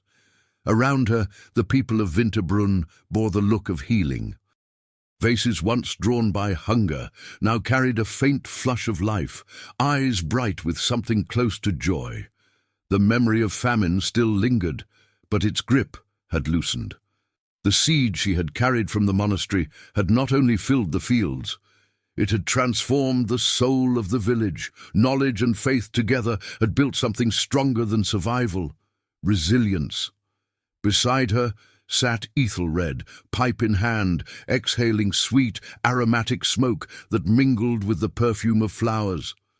His silence was the kind that spoke volumes, the calm wisdom of one who had seen both despair and deliverance. He was the memory of the great freeze, the bridge between what had been lost and what had been saved. His quiet presence beside her mirrored her own peace. Isolde's gaze lifted toward the sky. The clouds drifted slowly, white and dignified, as if the heavens themselves moved in prayer. Beyond the valley lay the wide unknown, a world she had glimpsed on her journey to the monastery, where compassion and knowledge extended far beyond her home. The warm feel of the bench beneath her was grounding, a reminder that understanding need not take her away. It had already come home with her. At noon, the bell of the church rang the Angelus, its tone soft yet commanding, a sacred rhythm calling the village to gratitude. Isolde reflected on the nature of peasant faith, simple, tangible, rooted in the land. Their prayers were not for glory, but for rain, for strong harvests, for children's laughter. The Virgin Mary, protector of crops and hearth, was the true queen of their devotion, a more tender presence than the distant saints of cathedrals. Her thoughts lingered on a neighbour, a young mother who had lost her child in the bitterest months. Now she worked again in the fields, her belly round with new life, her face radiant beneath the sun. The sight filled Isolde's chest with warmth so deep it almost hurt. From the valley rose the scent of freshly cut grass, carried by the wind, a fragrance of rebirth, of second chances, of life stubbornly returning. Before her stretched the wheat fields, shimmering like an emerald sea. The breeze swept across them in slow waves, as if the land itself breathed in calm relief. The sound of the rustling wheat was the pulse of peace, the heartbeat of a community reborn. Isolde closed her eyes and felt the sunlight on her face, the soft whisper of the wind against her skin. The season of fear had passed. The rhythm of life had returned. What filled her now was not mere relief, but a quiet, steady grace, the serene certainty of a duty fulfilled and a future finally secure. The wooden bench held her still for hours, as Isolde sank into quiet cultural observation, watching, listening, and absorbing the subtle poetry of life unfolding around her. She noticed how the sound of the noonday bell, ringing for the Angelus, was more than a call to prayer. It was the village's clock, a sacred keeper of time in a world without sundials or water clocks like those in the monasteries. The bell was the voice of rhythm and order, dividing labor and rest, faith and silence. From her cabin drifted the faint, comforting scent of fresh rye bread her mother was baking, a fragrance of sustenance and safety once threatened but now assured. Her fingers traced the warm, sunlit wood of the bench, a humble pleasure, yet deeply grounding. Children played near the stream, Amon among them, and their laughter, bright and echoing, was the purest sound Winterbrunn had known in months. The stark contrast between winter's pallor and spring's colour filled her with gratitude. Life, fragile and cyclical, had endured again. Her eyes wandered over the thatched cottages, their walls of mud and straw gleaming faintly in the light. She realized how these modest homes, often dismissed as crude, were ingenious answers to the northern climate, thick-walled to trap warmth in winter and coolness in summer. The village's architecture was not poor, it was practical wisdom made visible. The steady comfort she felt sitting there, surrounded by such homes, was proof of that simple genius. Ethelred sat beside her, the silent anchor of her reflections. He smoked his herb pipe, exhaling sweet, woody smoke that curled lazily into the air. His quiet presence was the pulse of memory, a living link to the year of the great frost, and a reminder that history was circular, not linear. The faint hiss of the pipe's ember was the soft sound of peace earned through experience. Across the lane, Isolde noticed Thomas, the once skeptical neighbor who had doubted her journey, now bent over a small garden of herbs and roots, tending them with patient care. Basil and rosemary perfumed the air, the sense of healing and redemption mingling in the breeze. Watching him, she felt the story complete. Even doubt, when humbled, could take root and bloom into wisdom. Her gaze returned to the deep winter wheat, a living metaphor of her own path. Sown in darkness and cold, it had found its way to light, just as her people had. The field shimmered with promise, each blade of green a quiet oath fulfilled. She pressed her bare feet into the soft earth outside her door. The touch was cool, alive, grounding. Gratitude rose within her like breath. The sun began to tilt westward, the warmth fading gently into the golden hue of evening. From the fields came the low murmur of villagers returning home, voices weary but content. That collective rhythm, that hum of work completed, was the truest music of peace. When Isolde stood, she looked down at her feet, these same feet that had climbed frozen mountains to bring back the seeds. Strength didn't always shout. Sometimes it walked quietly home. The village had gained its harvest, but she had gained something deeper: understanding, belonging, and the serenity of purpose. The scent of peat smoke rose from chimneys across the valley, a soft haze of hearth and home. Isolde took Aemon's small hand in hers. Its warmth filled her heart more completely than any sunlight could. The day ended in silence. The sky blushed with streaks of orange and rose, and Isolde watched without words. The first cricket began its night song, a faint, steady hum marking the arrival of rest. The evening air brushed cool against her skin, a gentle contrast to the heat of the day. The fields of wheat slept beneath a newborn constellation of stars. The wooden bench, now cool to the touch, reminded her how time slipped quietly from day to night, from struggle to peace. The stillness of the village was not emptiness. It was fullness, a silence woven from trust and safety. The faint scent of dew and earth rose with the darkness, the perfume of night's embrace. Isolde stepped inside her cabin, carrying the serenity of the day within her. The soft creak of the door closing was the final rhythm of dusk. The glow of the hearth greeted her, a small, steadfast sun at the heart of her home. Winterbrun's peace was its greatest treasure, the legacy of a winter that had tested and ultimately bound every soul together.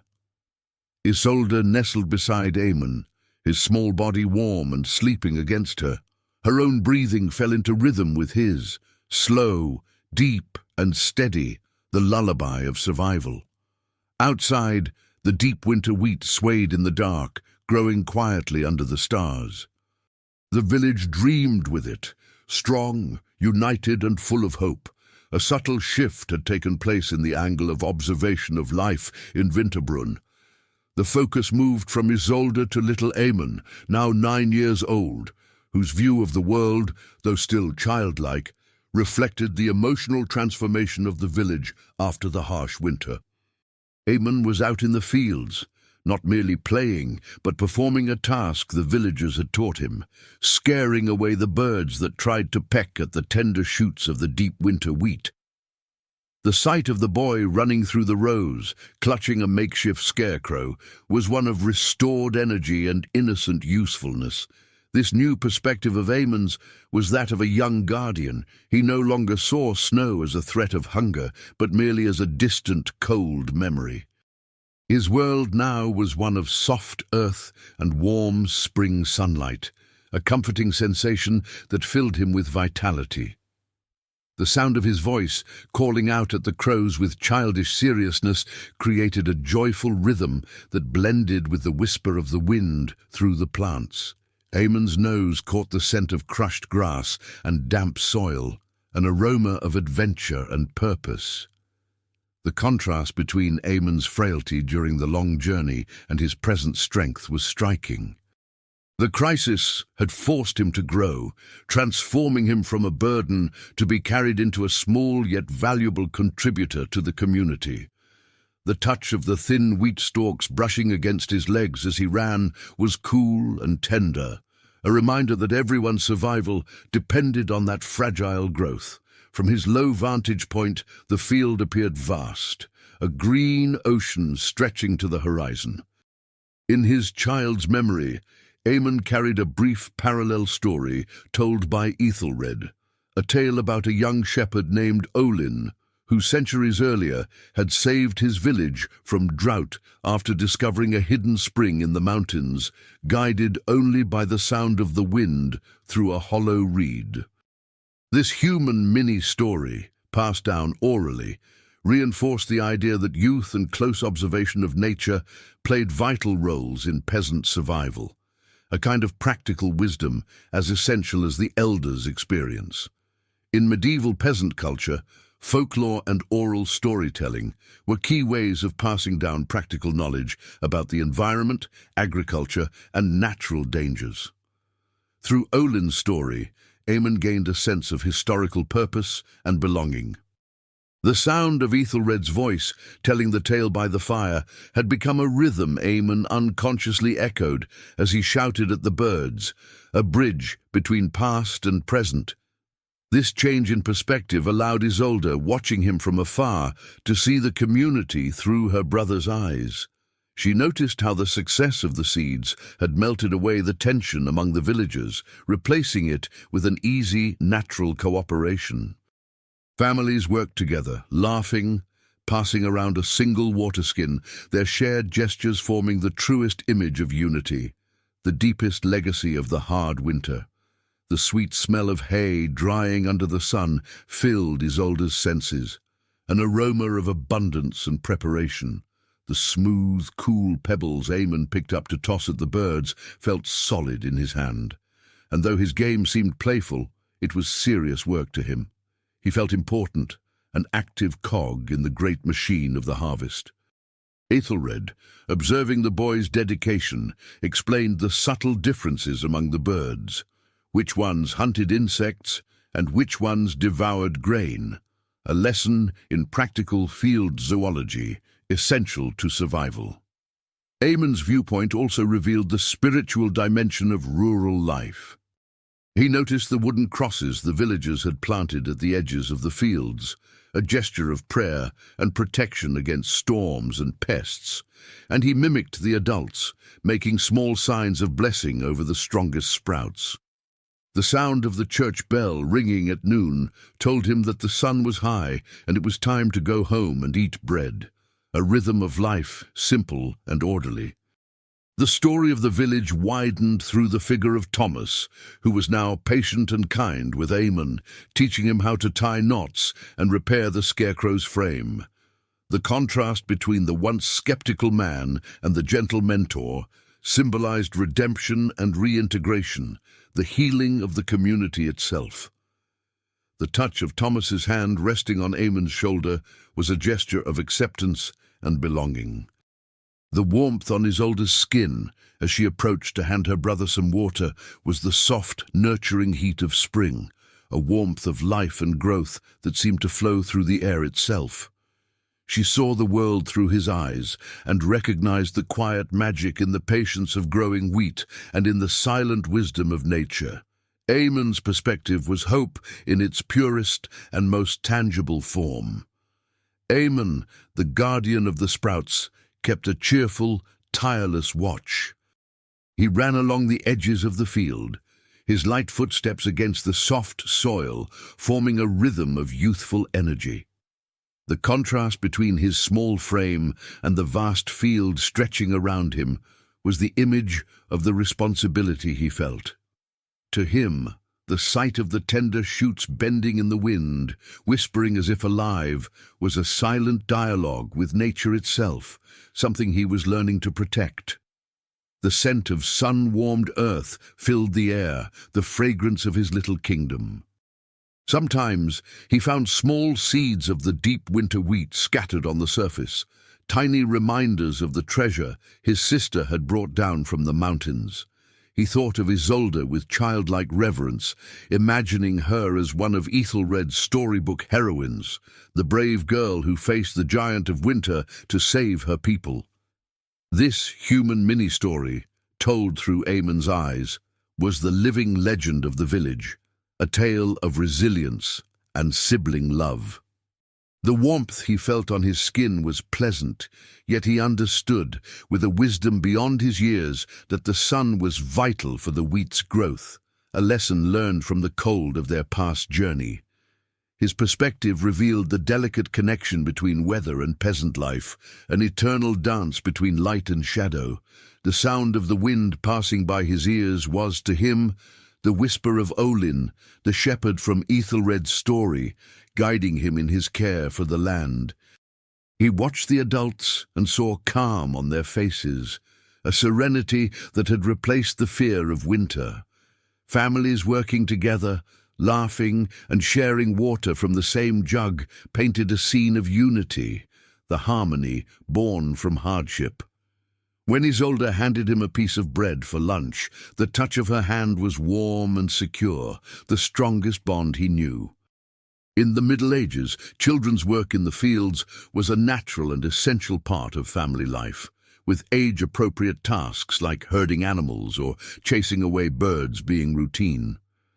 Eamon's presence in the fields reflected that quiet historical truth. He felt proud to be useful, a small yet vital link in Winterbrun's chain of survival. The scent of rye bread, mingled with the fresh air of the fields, was the perfume of his contribution. All day long, Eamon focused on the movement of the birds, learning their habits and flight patterns, an innocent kind of rustic science that Ethelred encouraged. He noticed the subtle difference between the greedy crows and the harmless sparrows, applying the old man's wisdom to know which to chase and which to leave alone.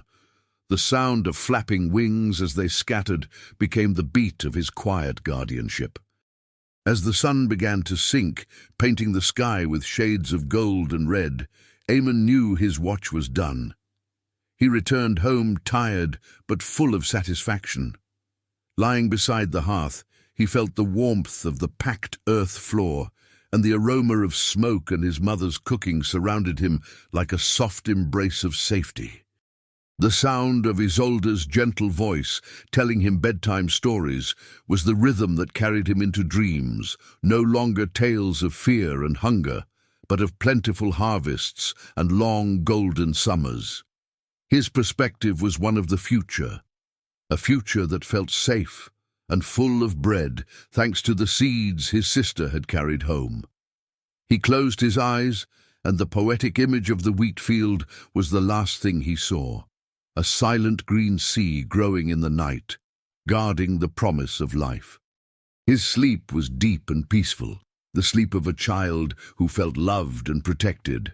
The warmth of the hearth was his final comfort, a soft contrast to the cold lingering outside. Eamon's perspective embodied the innocence the village had managed to preserve, the most precious gift of their harsh winter. The rhythm of the story prepared for its next stage, the amplification of the senses, but Eamon's final vision was one of complete serenity. The tale of the young guardian became the symbol of Winterbrun's renewal. He had learned that courage wasn't the absence of fear. It was the act of doing what was right for everyone.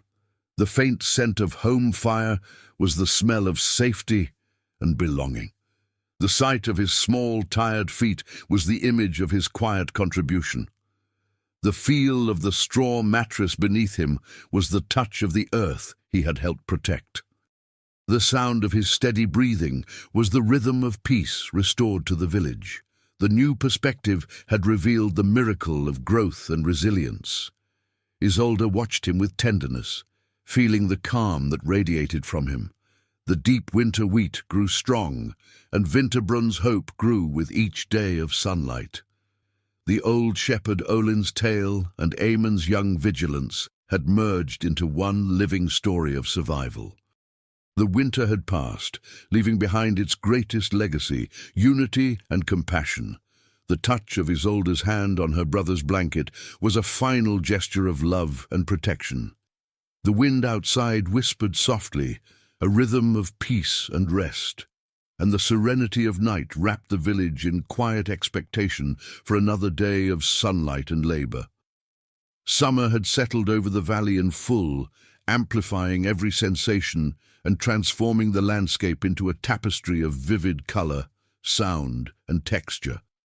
The deep winter wheat, planted by Isolde and the villagers, had reached its full height and density. The sight of the fields was now a soft, golden expanse stretching to the horizon, a fulfilled promise shimmering beneath the sun. The air, warm and heavy, carried the intoxicating scent of ripened grain mixed with the sweet aroma of dry grass and hay, a fragrance of abundance, the perfume of Winterbrun's salvation. The dominant sound in the village was the symphony of harvest, the rhythmic ring of scythes being sharpened against stones, the swift, dry swish of stalks being cut, and the lively murmur of villagers working under the blazing sun. The touch of coarse, brittle straw in Isolde's hands as she tied bundles of wheat was the texture of hard but satisfying labor, the tangible result of her journey. The heat on her body was intense, yet softened by the cool, gentle breeze that swept across the fields. This amplification of the senses led Isolde to notice every detail of the collective effort.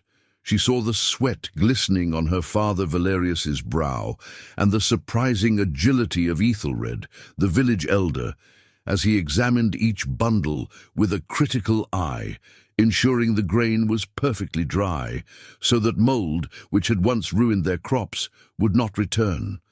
His rough, steady voice, filled with experience, was a rhythm of vigilance and wisdom guiding the younger workers. A curious medieval custom played out in the fields. Women and children followed behind the reapers, gathering the leftover stalks, a practice known as gleaning. The rite of gleaning was a socially accepted tradition in the Middle Ages, allowing the poor to collect what remained after the main harvest, an act of charity and a way to reduce waste. The sight of children, including Eamon, running joyfully through the stubble was a portrait of cooperation and quiet social security. Eamon, now 9, helped load the sheaves onto ox-drawn carts, and his laughter echoing across the field was a sound of joy and belonging. The prickly touch of straw on his arm stung a little, but he ignored it, proud of his part in the work. Isolde's senses filled with the scent of sweat, dust and grain, a perfume of effort and reward, the essence of summer itself. The contrast between the pale stillness of winter and the vibrant warmth of summer was absolute. The memory of hunger had become only a distant shadow, replaced by the certainty of plenty. The sight of the carts laden with wheat, rolling slowly toward the new granary Valerius had built, was the image of prosperity, earned through unity and the wisdom Isolde had brought home. She focused on the small details, bees buzzing around wildflowers on the field's edge, their steady hum a rhythm of life and industry, a reminder that nature too was hard at work. The sun's heat on her bare arms felt like a blessing. The dry, solid earth beneath her feet was a comfort, a land both fertile and generous. One story of that day belonged to Thomas, the once skeptical neighbor, now working tirelessly with his scythe. The sharp hiss of his blade was the fastest, most efficient in the field. When he smiled at Isolde and offered her water from his flask, it was a gesture of gratitude and respect. His voice, praising the quality of the deep winter wheat, carried the rhythm of reconciliation. The amplified senses extended into the harvest meal. Under the shade of a great oak, the villagers gathered, and the air filled with the delicious scent of freshly baked bread, goat cheese and weak ale, a simple but abundant feast. The sound of cheerful conversation and steady chewing was a rhythm of celebration and relief. The sight of sunburned, satisfied faces was the final reward of Isolde's long journey. She thought of Abbot Theodore and Brother Anselm, whose seeds had made all this possible. The village's gratitude was quiet but profound, a wordless acknowledgement of monastic wisdom and charity. The feel of warm, soft bread in her hand was the touch of life and sharing, a symbol of a promise kept. The contrast between winter's scarcity and summer's abundance was the clearest lesson Winterbrunn had ever learned. The pace of the harvest was set by the sun's arc, and the reapers moved in a practiced rhythm. The sound of scythes slicing through stalks was like a battle cry against hunger, a song that celebrated survival. The midday heat was harsh, yet made bearable by the purpose behind it. Visually, the golden wheat shimmered under the light, reflecting like pale metal. This vision of agricultural wealth was a poetic contrast to the frozen, barren land Isolde had once left behind. She felt herself not just part of the landscape, but its guardian.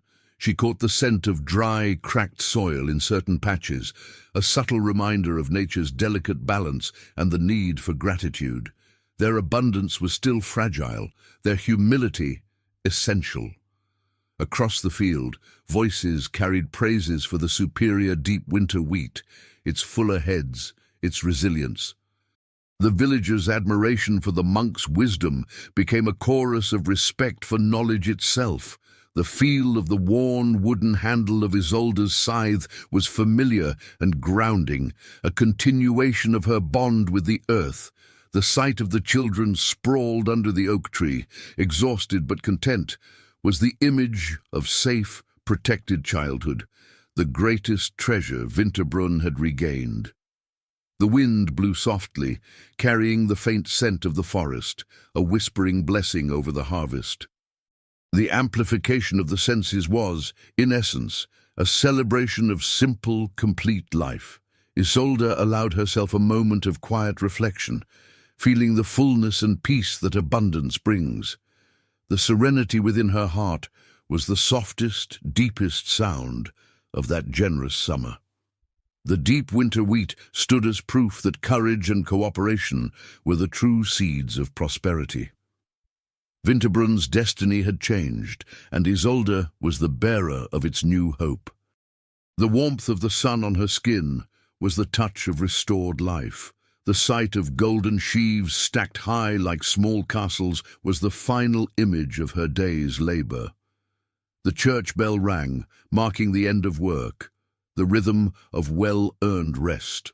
The scent of wheat lingered in the air, the perfume of safety, and as twilight descended, the cooling breeze of dusk brought a welcome freshness after the day's heat. The amplification of the senses reached its peak inside the newly built barn, where the deep winter wheat was stored. The sight of the pale golden mounds of grain was the most tangible image of safety and triumph over hardship. The air inside was thick with the overwhelming scent of ground wheat and straw, dry, warm and rich, the fragrance of abundance the village had earned. When Isolde let her hand sink into the grain, she felt the soft roughness and cool texture of the kernels, the touch of unexpected wealth. The sound now amplified was the steady pounding of the mill pestle, working tirelessly to turn wheat into flour, a deep, rhythmic heartbeat of productivity. That sound was the antithesis of the hungry silence of winter, a rhythm of life and sustenance that Isolde silently celebrated. The summer heat pressed on her skin, exhausting yet welcome after the cold that once threatened life. The contrast between harvest joy and memories of scarcity underpinned every conversation. The villagers celebrated, but with newfound prudence, a sober awareness of storage and rationing. The sight of each bundle of straw, carefully stacked for insulation against the coming cold, was the image of hard-earned wisdom. In a gesture of both faith and tradition, Ethelred chose the harvest sheaf, the last bundle of wheat, to be decorated with ribbons and carried in procession to the church as an offering. This medieval custom was widespread across Europe, symbolizing gratitude and the hope for fertility in the next season. The ritual added a sacred layer of devotion to the sensory richness of the moment. Isolde walked beside Aemon in the procession, their footsteps on the dry earth blending with the villagers' song, a rhythm of communion and joy. The sight of the adorned sheaf swaying gently in the breeze was a poetic link between the divine and the labor of human hands. The smell of incense rising in the church mingled with the aroma of wheat, a perfume of blessing and gratitude. Aemon's hand in hers was a touch of belonging and safety. The boy, now strong and healthy, embodied Winterbrun's victory over the winter. The story of Isolde's journey had become a tale of triumph, amplified through every sense by the fullness of summer. The sun's warmth on her head was the heat of reward. The final vision of the harvest was the realization of Abbot Theodore's promise. The fair distribution of deep winter wheat ensured that no family would go hungry again. The unity forged in crisis was now solidified in abundance, a legacy of cooperation and resilience. The villagers' laughter was the rhythm of peace and economic security. The scent of fermented fruit wine filled the air, a smell of festivity and relief. Mixed with the aroma of freshly baked bread, it became the fragrance of a life restored. The amplification of the senses closed in a state of contentment and deep gratitude. The embrace of her father, Valerius, was a touch of silent pride and profound love, a wordless acknowledgement that Isolde had saved her family and her village. The sight of the vast night sky blanketing the valley was a panorama of calm after a long day of labor and joy. The chirping of crickets and the faint murmur of villagers settling for the night formed the rhythm of a community finally at peace. The cool air brushing her face was a soothing relief after the heat of the day. The amplification had turned struggle into a tableau of richness and unity. The lingering scent of wine, wheat and peace clung to Isolde's hair. The feel of her straw bed, now soft and inviting, was the touch of well-earned rest. The sight of Aemon sleeping deeply, his face serene, was the living image of a promise fulfilled. The sound of her own slow, steady breathing was the rhythm of complete serenity. The deep winter wheat was safe, and Winterbrun's future secure. The lesson of winter had been one of cooperation and knowledge. Isolde closed her eyes, her fingers brushing the cool stone Ethelred had given her, a small talisman of the journey completed. The poetic vision of the golden sea of wheat was the last image to cradle her into sleep. The amplification of the senses had reached its peak of peace and abundance. The village's destiny had shifted, from despair to unwavering hope. The sound of the night was a gentle murmur of gratitude and safety.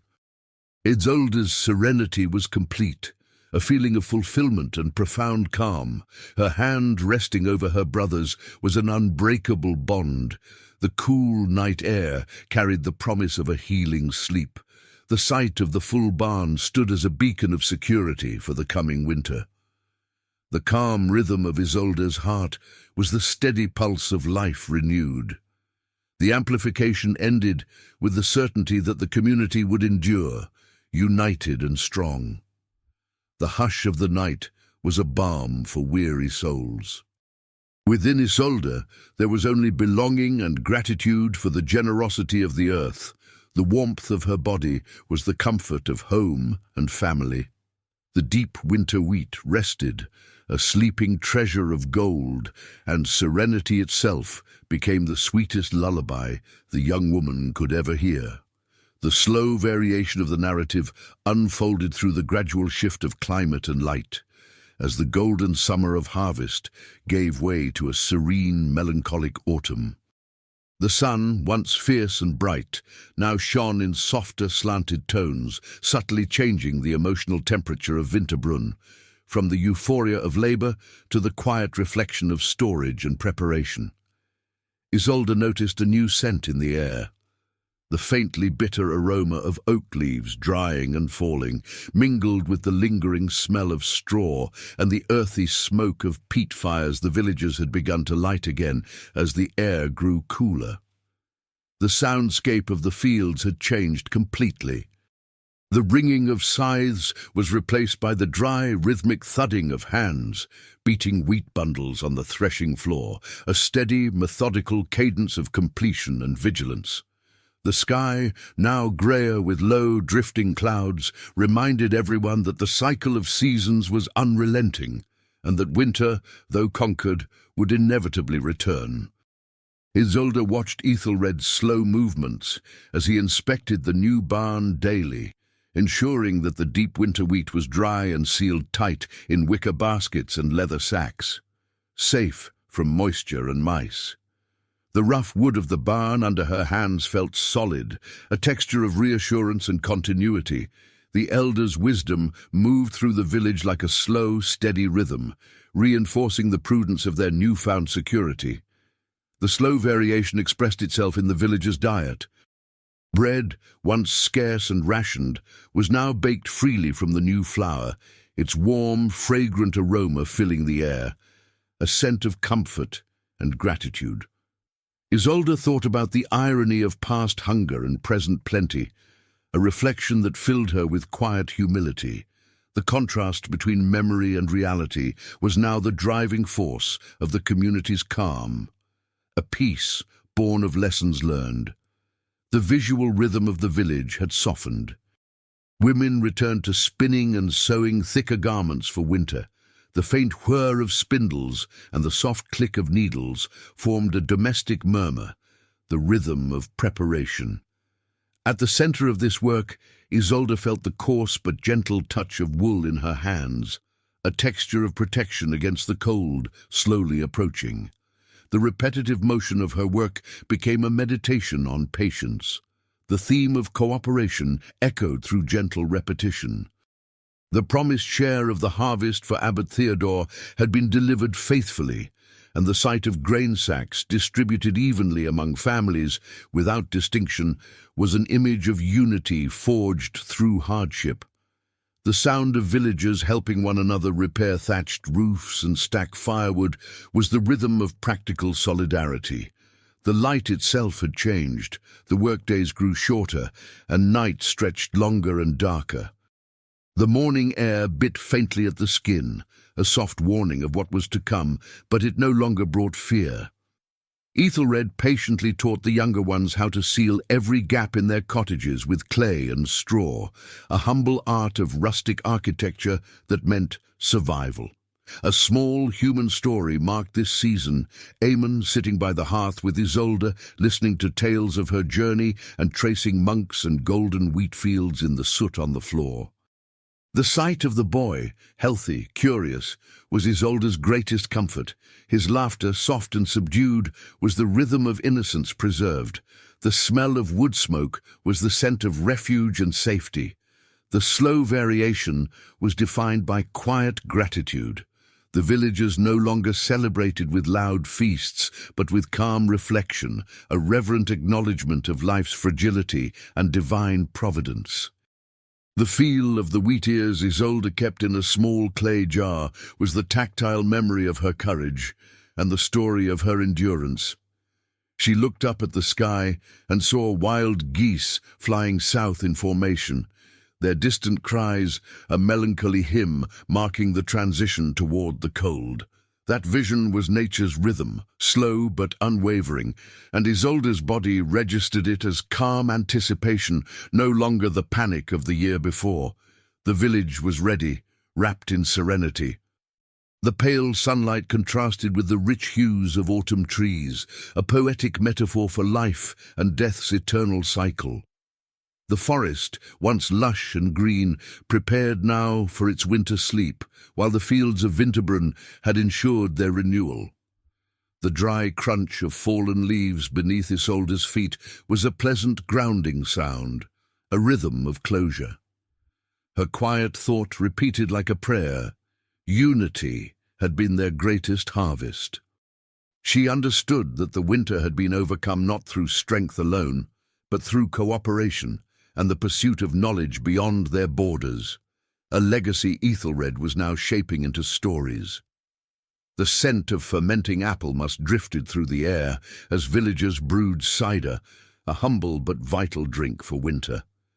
Its fruity aroma, mingled with smoke, was the perfume of provision and peasant ingenuity.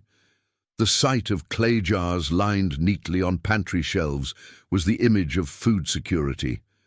From Valerius's workshop came the steady sound of his hammer striking the thatch supports, a rhythm of care and vigilance. Each stroke secured the roof against the coming snow. Isolde felt a proud warmth for her father and for the diligence of her people. Her thoughts lingered on a curious medieval custom, St. Martin's slaughter, when excess livestock was butchered in November so that the meat could be salted and smoked for the winter. The sight of smoke rising from the smokehouse was an image of prudence and sacrifice.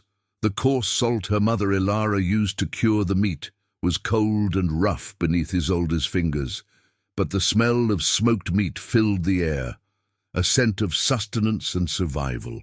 This slow change in diet was a welcome relief after the protein scarcity of the last winter.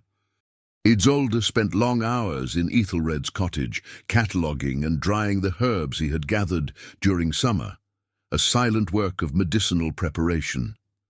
The scent of chamomile and sage hung in the air, a perfume of healing and prevention.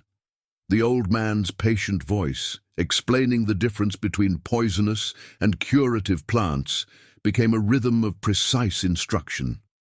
Through the texture of brittle leaves, Isolde learned medicine by touch. The slow variation extended to the barn's organization. The deep winter wheat was stored separately, marked with charcoal symbols, each one a code of memory and gratitude.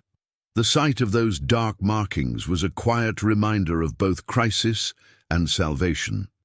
The gentle rhythm of autumn's retreat and the slow pace of domestic life brought deep serenity. There was no longer panic, only methodical readiness. The contrast between past uncertainty and present safety was balm to Isolde's soul. The village had truly learned the lesson of unity. The sight of Aemon carrying small bundles of firewood on his back was the image of healthy contribution and restored vitality. The sound of Isolde's steps on the dry grass was light and confident, the rhythm of someone prepared for whatever might come. The warmth of the autumn sun was a farewell glow, an invitation to rest after the harvest's toil.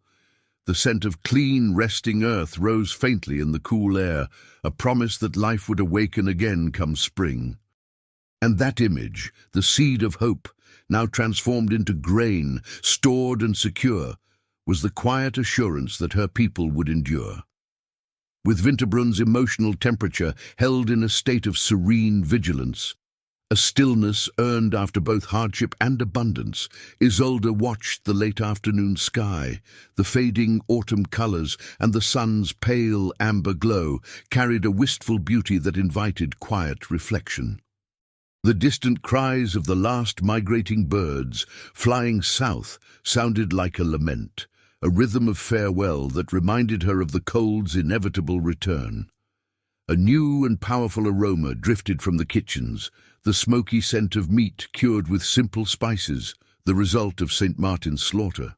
Mixed with the warm smell of rye bread, it was the fragrance of foresight and survival, a potent contrast to the sour mustiness that had haunted the last winter.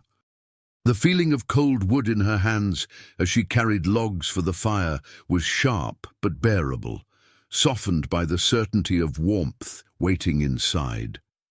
The sight of full grain sacks lined neatly in the barn filled Isolde with the comforting sense of security. She thought of the value of flour, not merely as food, but as the most stable currency of the village, a treasure more precious than gold. That quiet repetition of thought became a meditation on the peasant economy, where wealth was measured by one's ability to withstand the winter. The frantic rhythm of harvest had given way to the gentler pace of spinning and mending, a balm for the villagers' weary bodies and minds. Ethelred's low, steady voice filled the long autumn nights with tales by the fire, a rhythm of wisdom passed down through stories. The small tale of Thomas, the once skeptical neighbor, now a symbol of prudence, was told kindly, without judgment, a sign of redemption and the power of community. Isolde noticed how clothing changed with the season, the return of thick wool tunics and fur-lined cloaks. The sight of her mother, Ilara, mending Aemon's garments with strong thread was an image of maternal vigilance and resourcefulness, where every piece of fabric was cherished and preserved with care. Even the water's rhythm had changed. The streams, once lively and loud, now murmured softly, warning that the freeze would soon come. Valerius and the other men redirected the flow into large ceramic jars, creating reserves before the frost arrived. The cool, damp clay under Isolde's hands was the tangible feeling of preparation for isolation. This quiet vigilance became the new rhythm of the village. Isolde and Ethelred inspected the firewood stores, the most essential fuel for survival. The sight of tall, neatly stacked logs was a symbol of prosperity and diligence, a reassuring contrast to the shortages that had deepened last year's suffering. The sweet scent of apples and pears hung in the air, fruits strung from the pantry ceiling to dry. This simple preservation method released a fruity perfume that mingled with the smoke, the fragrance of comfort and ingenuity. When the church bell rang for Compline, its distant tone marked the day's end, a call to rest and prayer. Faith, strengthened by trial and deliverance, was the anchor of their serenity. A gust of cold air slipped through the door as it opened, a final shiver of farewell to autumn. The dimming light drew Isolde closer to the hearth. The sight of the flames dancing in the fire's glow held her gaze in gentle hypnosis, a calm reminder of safety. The contrast between the flickering orange warmth and the deep darkness outside was the very symbol of home's protection. Aemon's small hand resting on her shoulder as he drifted to sleep was the most precious touch of all, the bond that had carried her through her journey. The sight of the child, safe and healthy, was the poetic image of her personal victory. When she closed her eyes, her final vision of the day was of the field, bare now, resting quietly, waiting for the snow that would cover and protect it. The deep winter wheat had done its part, securing the continuation of life. The sound of wood crackling in the fire, soft and steady, was the rhythm of warmth and safety. The slow variation had guided Winterbrunn into a state of peace and readiness. Serenity enveloped her, a feeling of fulfillment and gratitude for the monastery's wisdom and her people's resilience. The last scent of the day, smoke, cured meat, and the faint sweetness of rest, hung gently in the air. The straw mattress beneath her, warm and pliant, was the final touch of home's comfort. The frenzy of summer had softened into deep, lasting calm. The shadows on the wall dancing in the firelight were the night's final picture. The sound of Valerius and Ilara's breathing formed a steady melody, the music of a family safe and whole. Isolde nestled closer, ready for the long winter's sleep, free from the panic that once ruled her nights. The quiet retelling of her own story, her climb through the mountains, was now a tale of triumph. Winterbrunn's fate had changed. The village was prepared for the cold ahead. The smooth stone Ethelred had given her rested in her hands, a final touch of wisdom and protection.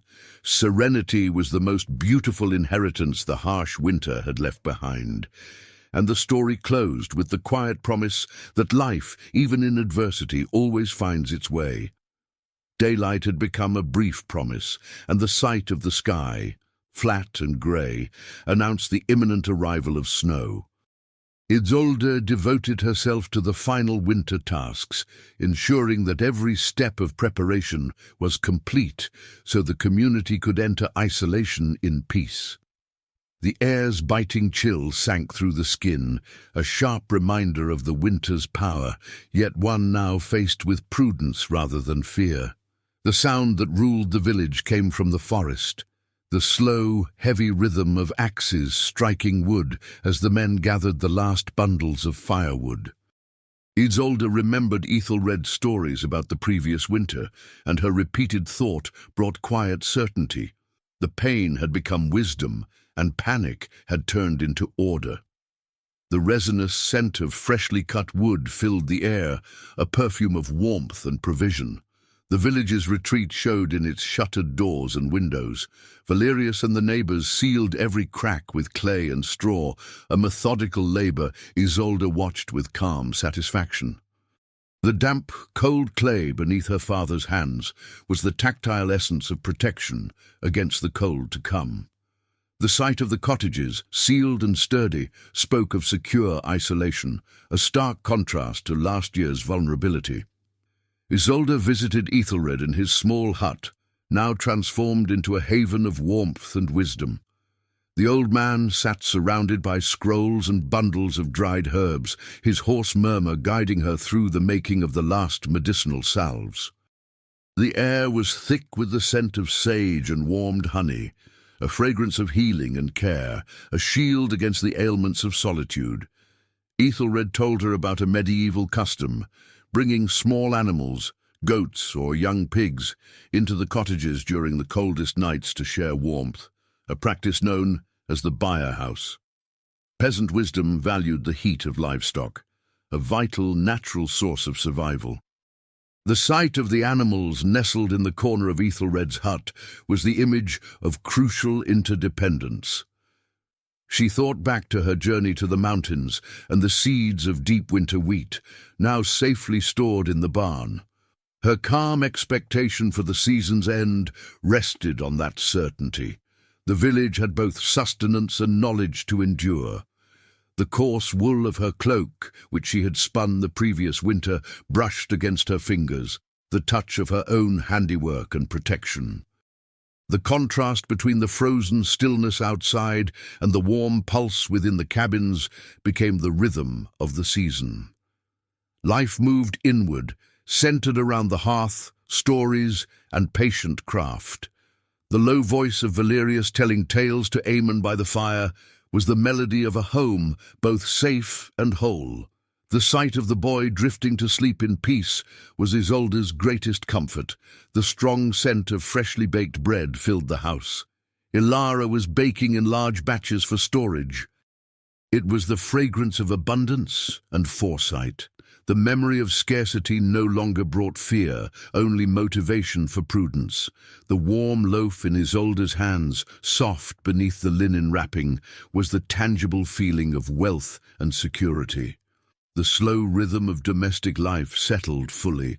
Isolde returned to her spindle, its steady hum weaving through the quiet cabin. The sound of thread stretching and twisting was the song of safe isolation, a gentle repetition, almost a prayer. The sight of the growing thread was time itself moving peacefully forward, far from the urgency of her past journey. Light, too, had changed.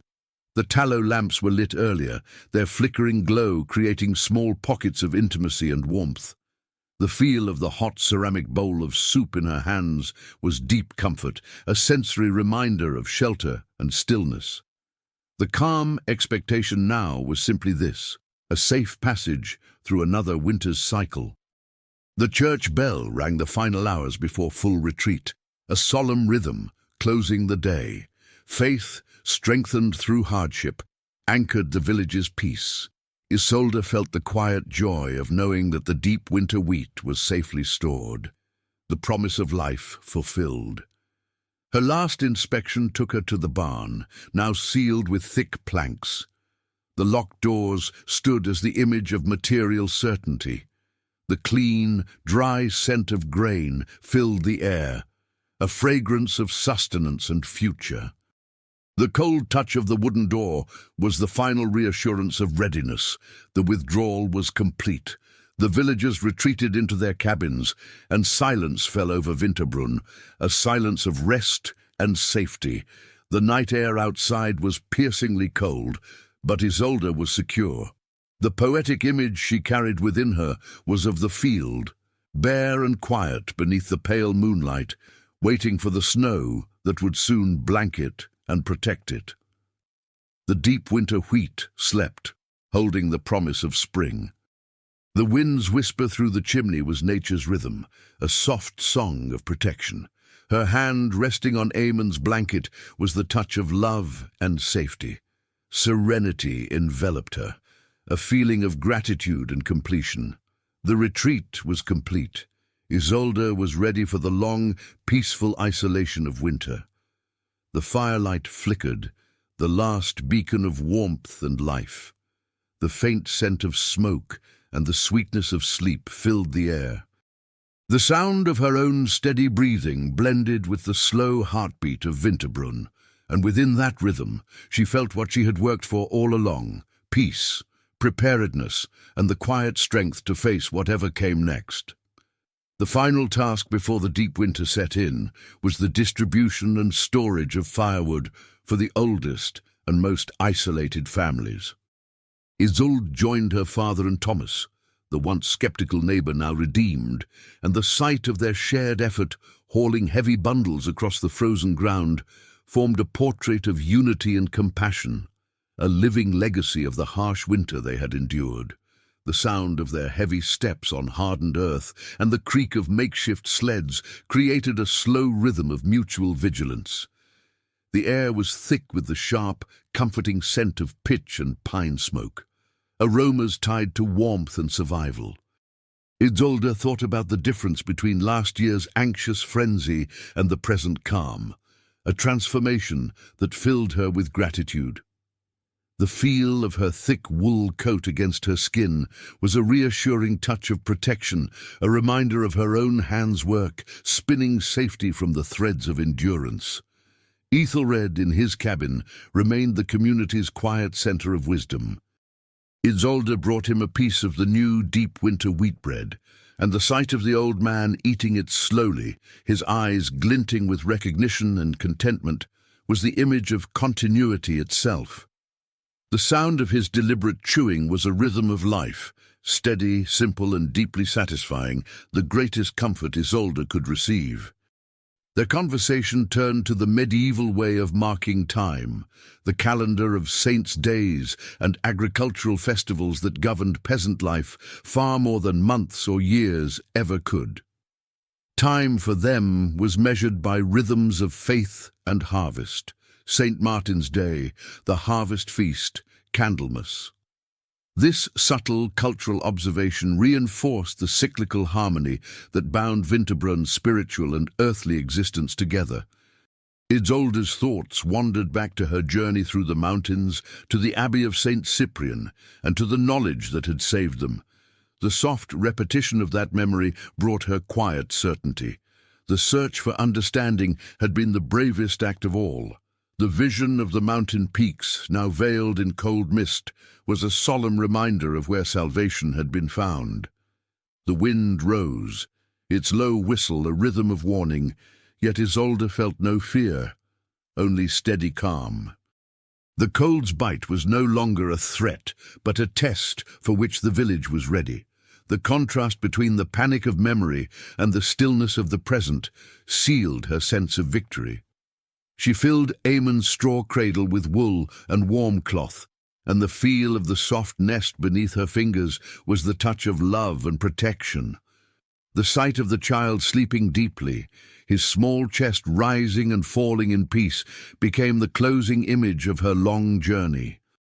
The faint aroma of warm milk and spices drifted from the kitchen, Ilara's nightly ritual before bed. That scent, mingled with smoke, was the fragrance of domestic comfort and security, the scent of Winterbrunn at peace. Isolde sat beside the hearth. The crackling of the fire was the final rhythm of her wakefulness, a soft percussion of warmth and serenity. The flickering shadows on the wall stretched and curled in time, with the flames' motion, performing the day's last dance, hypnotic and soothing. Her hand brushed gently over Eamon's hair, a gesture of closing tenderness. The village, wrapped in its new mantle of provisions, was safe at last. The church bell tolled the final prayer of the night, its echoing tone marking the rhythm of rest and peace. Isolde lay down on her straw mattress, feeling the home's gentle warmth sink into her skin. Outside, the deep winter wheat waited, silent and steadfast, for the return of light. The field beyond, now blanketed with the season's first snow, was the poetic image of well-earned rest. The crisp scent of fresh snow, a clean, cold perfume, mingled with the slow, deep breathing of her family, the melody of safety. The feel of the mattress beneath her body was the touch of comfort and certainty. She was ready for sleep, no longer haunted by the fear that once drove her to climb the mountains. The quiet repetition of her own story played in her mind, a mantra of peace and resilience. Serenity enveloped her completely, a feeling of gratitude and fulfillment. The fate of Winterbrunn had changed, and Isolde was its quiet guardian, keeper of this new hope. The sight of Eamon's smile in his sleep was her final moment of grace, her closing message of peace. Snow had finally come to Winterbrunn with a long-awaited gentleness, covering the valley in a deep, protective silence, a poetic contrast to the fury of the previous winter. Isolde sat nestled inside her cabin, watching the flakes drift down. The world beyond her window had turned into a white, tranquil expanse, serene and untouched. The warmth within, the glow of the hearth, the steady firewood crackle, the quiet assurance of full stores, brought her a comfort born from prudence and unity. The sound that filled the cabin was no longer the menacing howl of wind, but the soft crackle of dry wood in the fire, a constant, soothing rhythm of safety. The scent of burning peat blended with the sweet aroma of freshly baked rye bread, the perfume of sustenance and home. The coarse wool blanket wrapped around her shoulders carried the familiar touch of warmth and protection. Isolde allowed herself a gentle reflection on how far they had come. The bitter winter had been a catalyst, forcing the village to reach beyond its borders for knowledge and to embrace mutual cooperation. The memory of hunger now stood only as a reminder of their resilience, while the certainty of the deep winter wheat, safe in the barn, remained the clearest image of their triumph over hardship. Now the darkness held no fear. It was a darkness of peace. The uncertainty that once haunted her had been replaced by serenity. The soft, rhythmic sound of Eamon's breathing as he slept was the sweetest melody she could imagine, the quiet music of life continuing. The poetic metaphor of the seed framed her final thoughts. Isolde had once left as a seed of courage and returned carrying the seed of hope, planted in the fertile soil of unity. Winter was no longer an enemy, but a protective mantle, a season of rest ensuring the spring's renewal, a cycle now steady, predictable, and kind. The cold stone Ethelred had given her rested in her palm, the last symbol of her journey, a small talisman of wisdom and courage. The sight of the fading embers, glowing red and slow, was a vision of serenity, a fire that had warmed not just her body, but her spirit. Outside, the amplified silence of the snow became the rhythm of total peace. The village slept, bound together in the certainty of safety and sustenance. The gentle heat of her home wrapped around her like a living embrace, an unshakable refuge from the cold. She looked at Aemon, his small face calm in sleep, and that image became her quiet farewell. She remembered his frailty, the desperate urgency of their journey, and in the contrast with this tranquil present, she found her greatest reward. The scent of his hair, faintly smoky and warm with sleep, was the fragrance of fraternal love. It was the quietude of return, the proof that true strength lay not in endurance alone, but in the ability to sow hope and harvest unity. The sight of snow falling outside, soft, constant, eternal, was her final poetic image of serenity. The memory of the bitter cold, the failed harvests, and that perilous journey now served only as a quiet counterpoint to the warmth and unity that filled the cabin. The gentle crackling of the fire that kept her warm had become the melody of life continuing, steady, strong, and nourished by the deep winter wheat sleeping safely in the barn. Isolde remembered the moment she first saw those dark, tiny seeds at the monastery of St. Cyprian, and how different the world looked now. The sight of a well-stocked village was the perfect closing of a circle, the full cycle of hope. The warmth on her skin, protected by thick wool, was a tender contrast to the biting cold she'd once faced in the mountains, a tactile reminder of comfort and gratitude. The faint trace of incense that still clung to her clothes carried her back to the abbey, the smell of monastic charity and salvation. Mixed with the domestic aroma of bread and wood smoke, it became the fragrance of intervention and grace. Outside, the wind whispered softly through the chimney, a gentler rhythm now, nature subdued by human prudence. The snowflakes that drifted down like whispers were kisses of peace upon the earth, tucking each seed into its long sleep.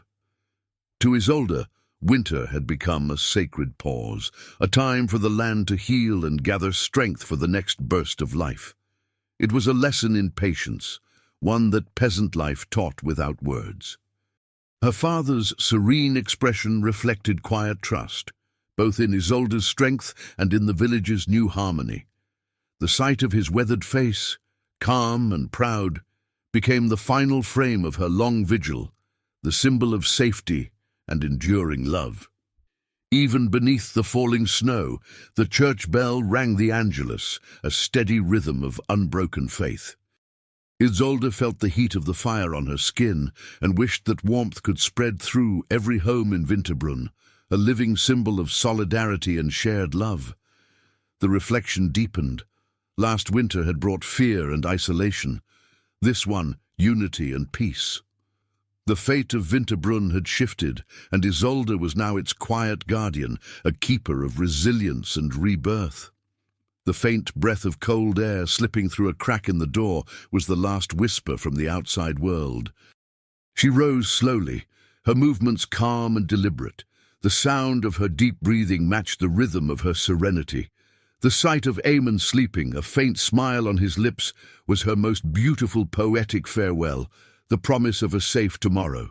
The earthen floor beneath her feet, warm and firm, grounded her in the home she had helped to save. The poetic image that followed her into sleep was that of the deep winter wheat, the seed of hope, resting patiently beneath its white mantle.